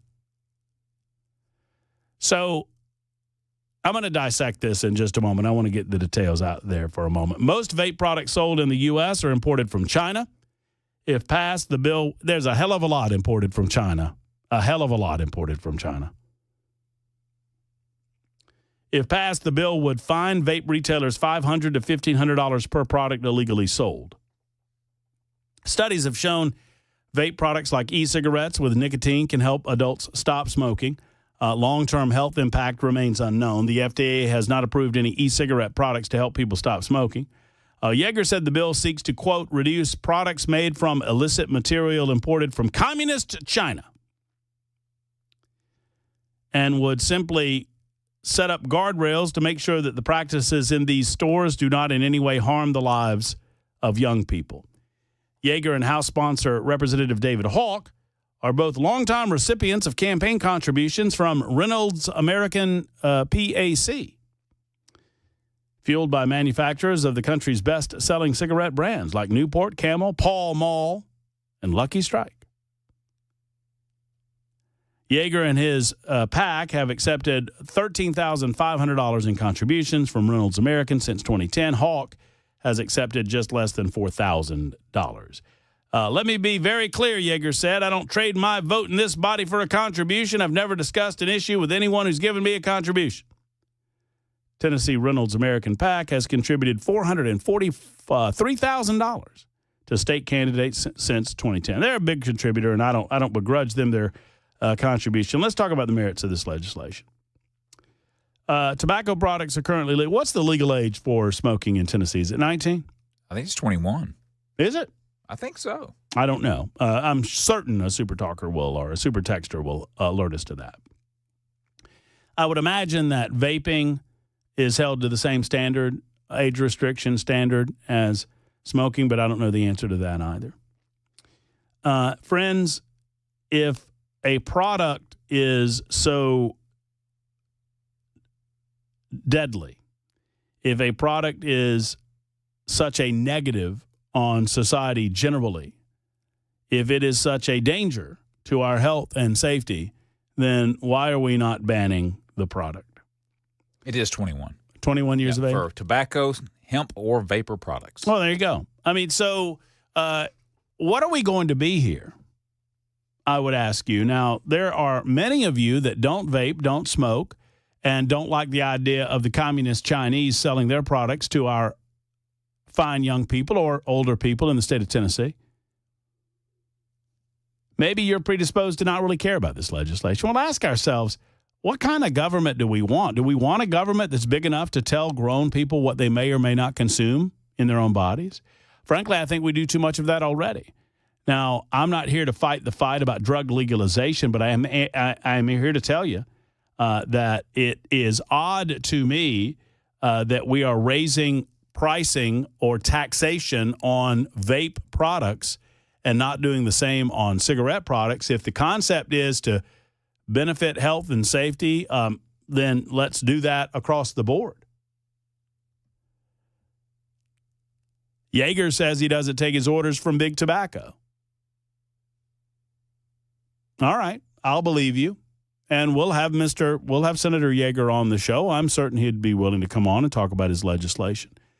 I don't like additional taxation when there need not be any. This adds to the tax base that we're already paying in the state of Tennessee. I don't like legislation that adds additional regulation or government oversight for grown people doing things that ought to be grown people's business. Seems that that's going on here as well, too. I don't like a government big enough to pick winners and losers when it comes to the consumption of nicotine. That seems to be what's going on here as well. Frankly, it's an easy target, and Senator Yeager has learned that if you throw Chinese or communist Chinese in there enough, that perhaps you'll get enough senators behind you on this issue. I thought we were a low taxation state.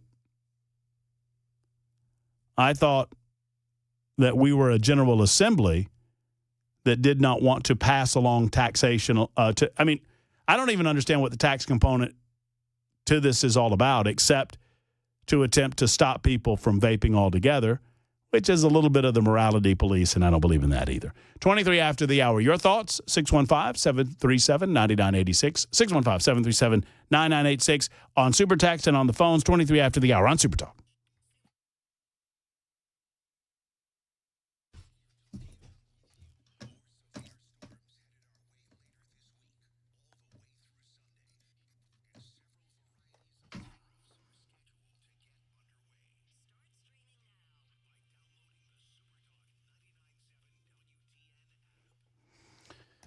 Hello, friends. It's Matt Murphy, and let's talk about Tennessee Men's Clinic. Tennessee Men's Clinic is the place to go when you feel down, low down, sluggish, or you don't feel yourself, gentlemen. Is it possible that it's a T-level concern? You know, it's a naturally occurring thing that our T-levels go down over time as men age. There is an answer to that. There was a time then there wasn't. Now there is, thanks to Evan Bass and his team at Tennessee Men's Clinic. They can get you back running again, right as rain, as they say. Let's schedule an appointment for Tennessee Men's Clinic today and see how they can help. Whether you're feeling sluggish and don't want to go to the gym, maybe you're not, you're just not up for it when it comes to yard work, and the spring obviously brings that. Or if this is involving intimacy in the bedroom, let's get it handled, gentlemen, with Tennessee Men's Clinic. Go to TennesseeMen'sClinic.com. That's TennesseeMen'sClinic.com. Or give them a call today and schedule that appointment. 615-208-9090. 208-9090 for our friends at the Tennessee Men's Clinic.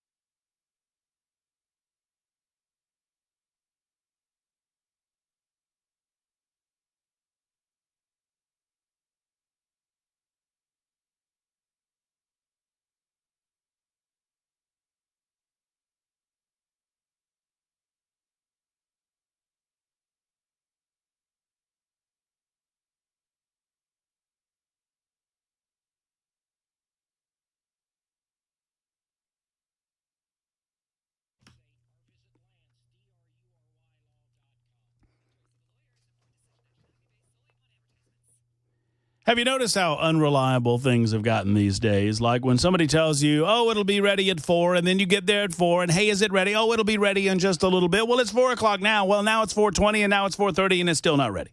People are tired of that stuff. Friends, it's Matt Murphy, and if you've had unreliable vehicle repair, then you know what I'm talking about. Let's get to Eurofix.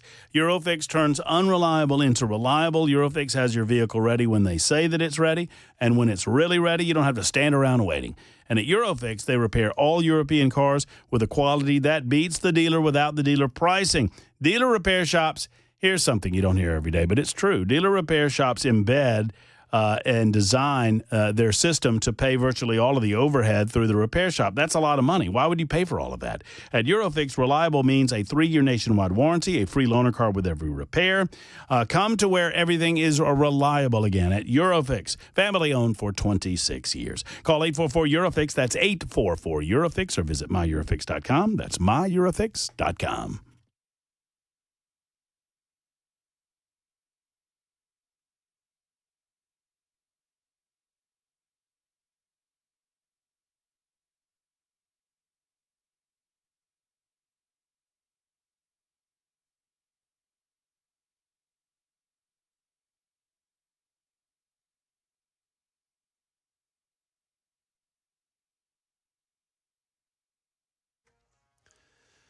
A transgender rally occurring in Washington, D.C. today. We'll hear from an attendee afraid to go to the doctor, Matt Murphy. Well, the Apple company is working on a possible solution, and more evidence in the deaths of actor Gene Hackman and his wife are to be released.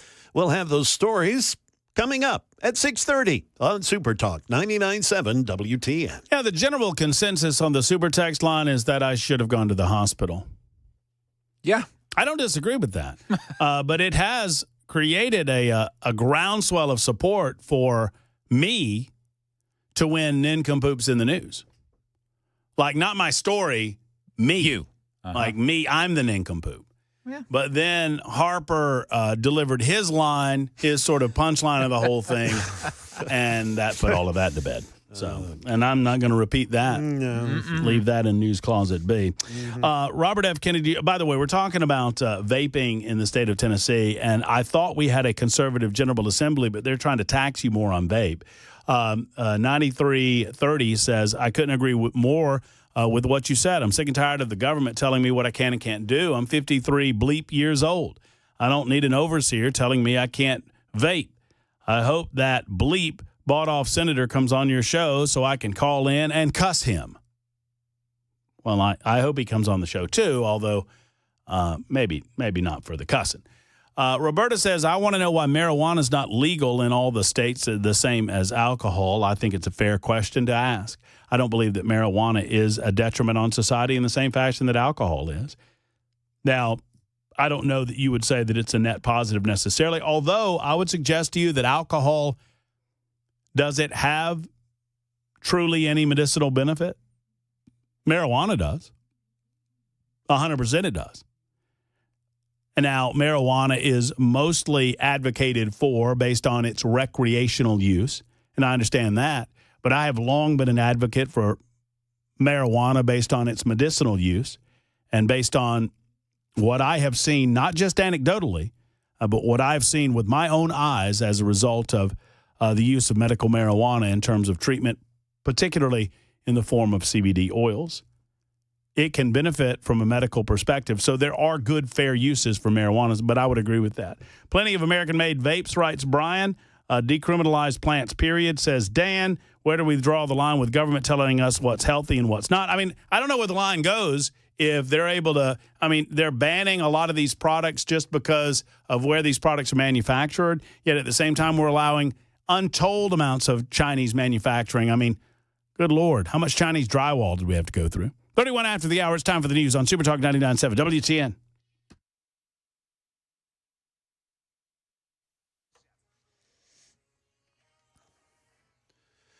Good evening. It's 6:31, and I'm Jay Harper in for Ken Weaver. We've got your top stories. I'll have a forecast and another traffic report coming up. The Transgender Day of Visibility rally taking place today at the National Mall in Washington, D.C. Here's a mom of 4 kids who came to the rally all the way from Florida. When some people in the building behind us talk about parental rights, they're missing the memo that parents like me have rights too.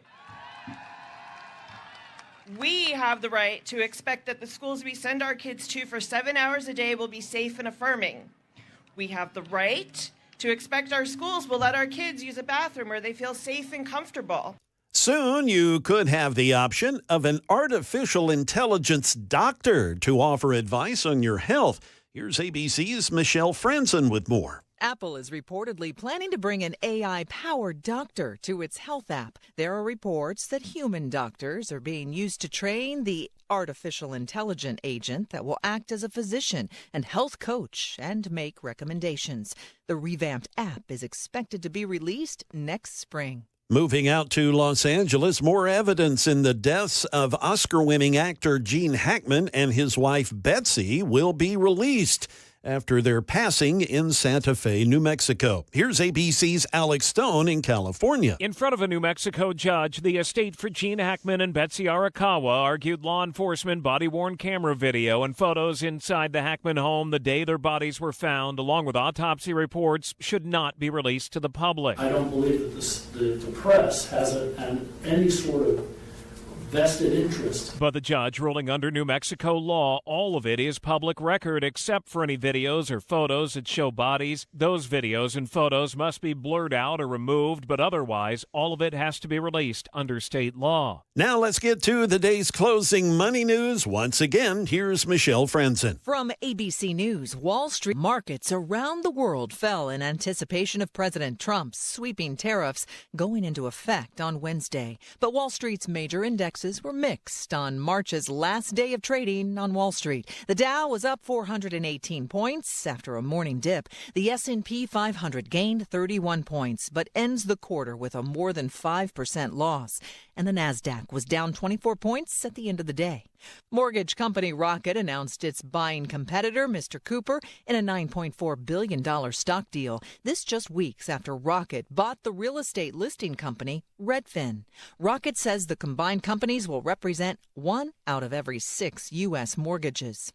France's antitrust watchdog has fined Apple $162 million. France's competition authority says the company did not properly implement a privacy feature that prevents apps from snooping on users.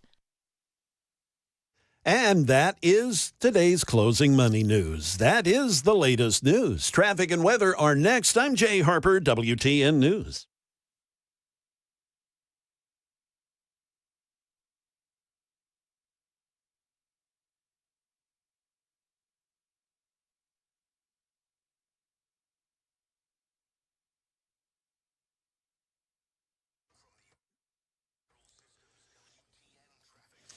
Well, things were starting to look better, but now they're not. We have an accident now. Lebanon Pike at Despain Boulevard. Also, Briley Parkway southbound at exit 27. An accident has the left lane blocked. 65 southbound at Trinity Lane.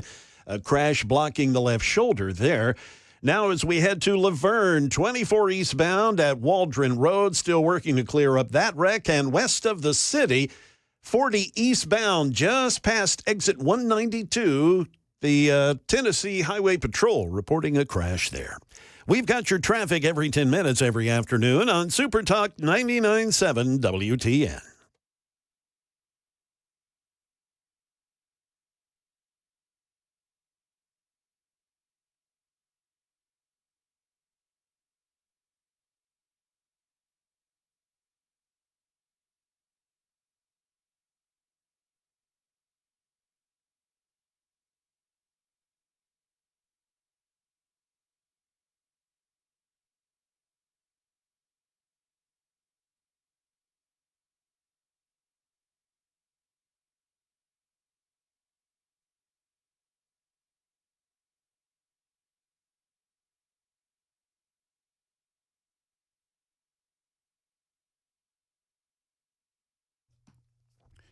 Dr. Stephen Poss and Dr. Brian McLaughlin have a strategy in place to help you sleep better tonight.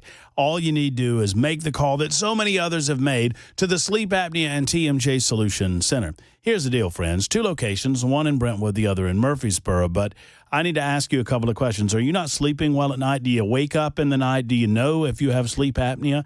Do you feel like you're not breathing properly? And if you don't have energy levels in the mornings, do you know why you don't have that energy that you should have? Dr. Poss and Dr. McLaughlin have answers, and some of those answers can be fulfilled with a sleep device, FDA approved, that's like it's a mouthpiece. I compare it to like a football mouthpiece.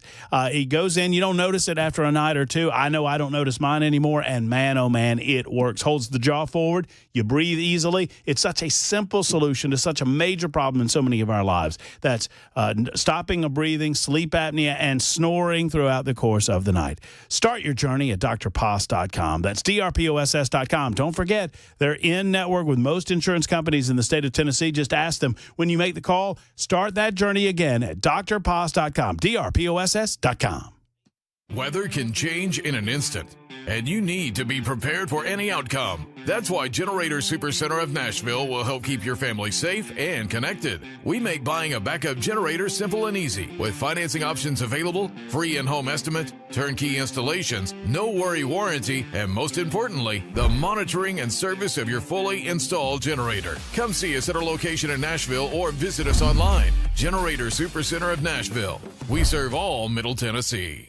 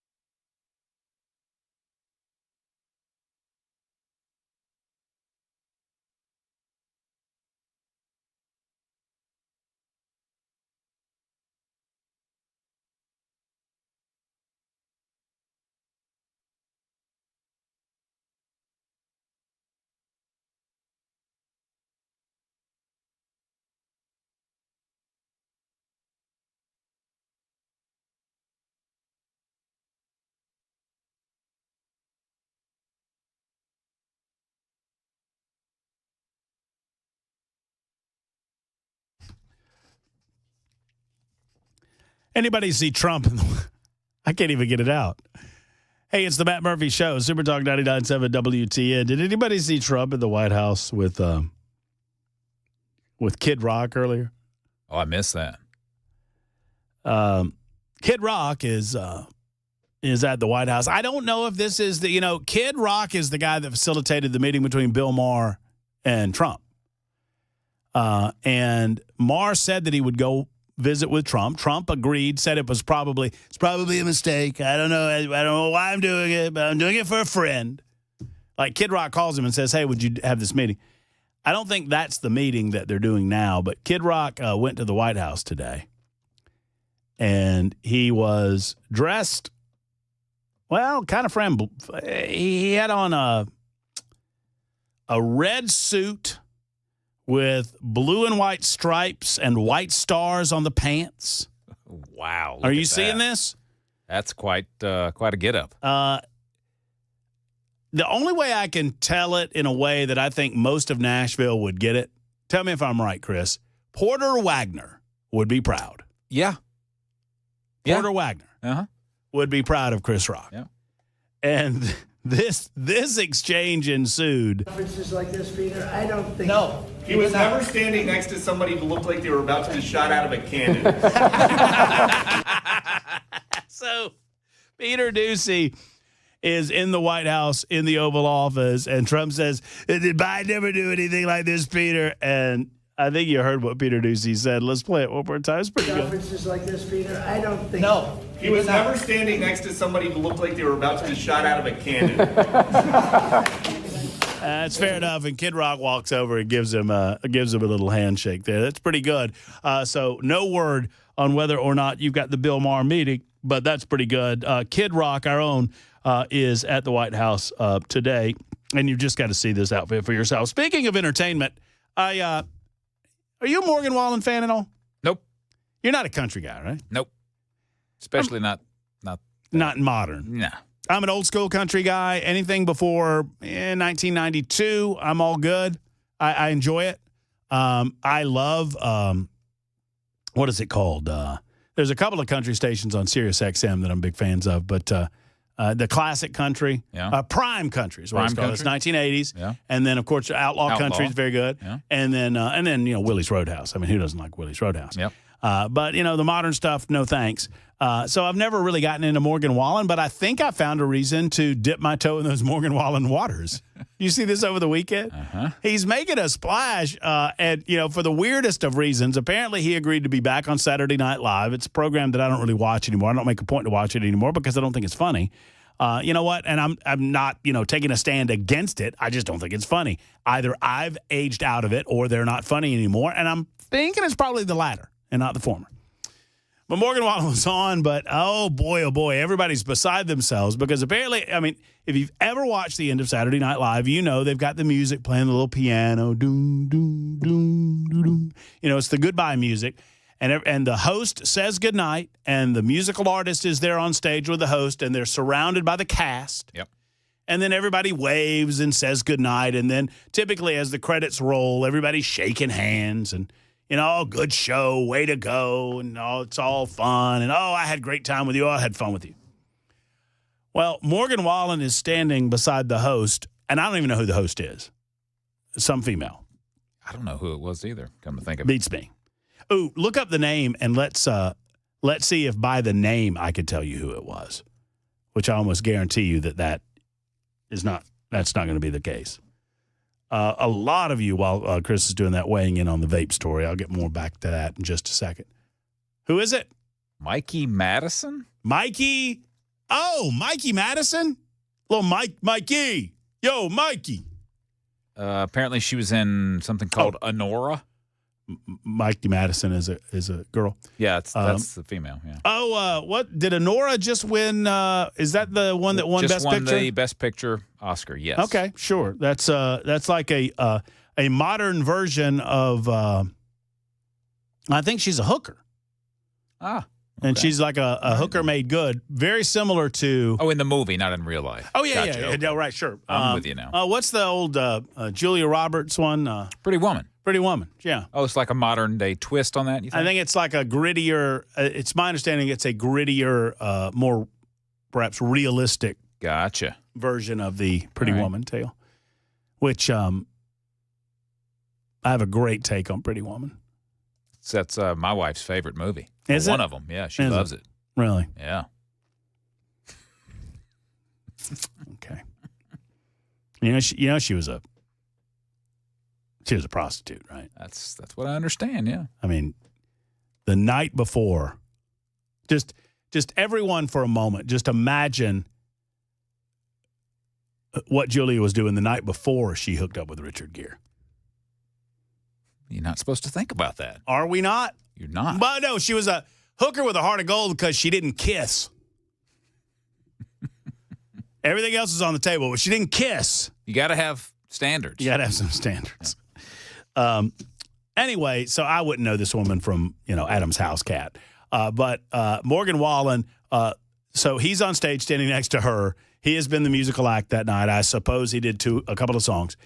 And she says goodnight. He looks over to her, hugs her, and as soon as he hugs her, he just makes a beeline toward the cameras, past the cameras, and just leaves. Yeah, right down the center aisle of the audience there. Which, all right, so my question for you, Weber, was that on purpose? I mean, what they're saying is, well, Morgan just thought it was time to go off stage, and that's the way he came in, is what they said. No, I don't no believe way. that for a second. No. And then right after he left in that way, you see a photo of a jet, and apparently he's getting on this jet and says, getting back to God's country, or thank God we're heading back to God's country, something like that. Yep. I think this was a clear statement that he was not happy with whatever happened at Saturday Night Live this week. Something happened. I mean, I gained respect for him. I mean, don't stand around in glad hand, just leave. For goodness sake. I mean, down the center aisle, buddy. Y'all can see it for yourself. And I don't know. I might have to check out a couple of Morgan Wallen songs. Or I don't know, get on top of Chiefs and throw some stuff around, see what happens. Yeah. That'd be fun. Celebrate. Mm-hmm. In the meantime, a lot of you talking about where do we draw the line regarding government. 5601 says, where do we draw the line at government telling us what's healthy and what we can or should put in our bodies? Exactly right. I'm very, very libertarian when it comes to this.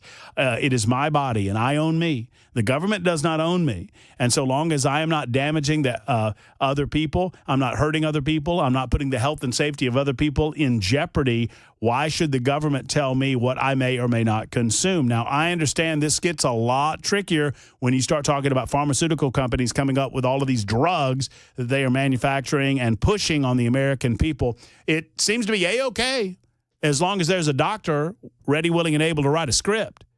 But it's not okay if we do it our own way. Or, God forbid, we do things in such a way that they are natural or naturally occurring, and we don't need doctors or pharmaceutical companies to get on our butts. The vape tax, says 6313, sounds more like a tariff, since the U.S.-made ones won't be taxed. Chinese quality is bad. I would like the market to decide these sorts of things. 5900 said, I thought this was a free country. If I wanted to destroy my own health, I should be able to. This is BS. I agree. 7518 says, Chinese, ban them instead. Oh, hell, let's ban Chinese food. Now, let's not get hasty here. If this is the idea that we're coming up with over in the General Assembly, I think we need to, Senator Yeager says, this comes from China, got to be bad. So why not? 9935 just randomly in the midst of all of this vape talk says, you like the taste of blood. What are you, a vampire? I think that's in reference to my tongue. I don't remember you saying that you enjoyed it. I didn't. While it was bleeding. I promise you I did not. This is also the same person that earlier I guess it was last week, said for some reason her coconut is empty. I wonder what they were talking about on the morning show. There's this story, and then there is another story that's coming out of the Tennessee legislature that we're going to get into tomorrow that I think I might have a disagreement with on the legislative process. Well, we'll try to get Senator Yeager on in the process. In the meantime, I don't know where I come down on the RFK story regarding food stamps and sugar, because RFK is attempting to ban using food stamps, what was always known as food stamps. They're now, the EBT card. It's not a food stamp anymore. It's a card, which I disagree with. I think I always say this. People get all upset. They get all butthurt when I say it, but it is true that there should be a healthy level of shame associated with food stamps. Absent mental or physical disability or infirmity.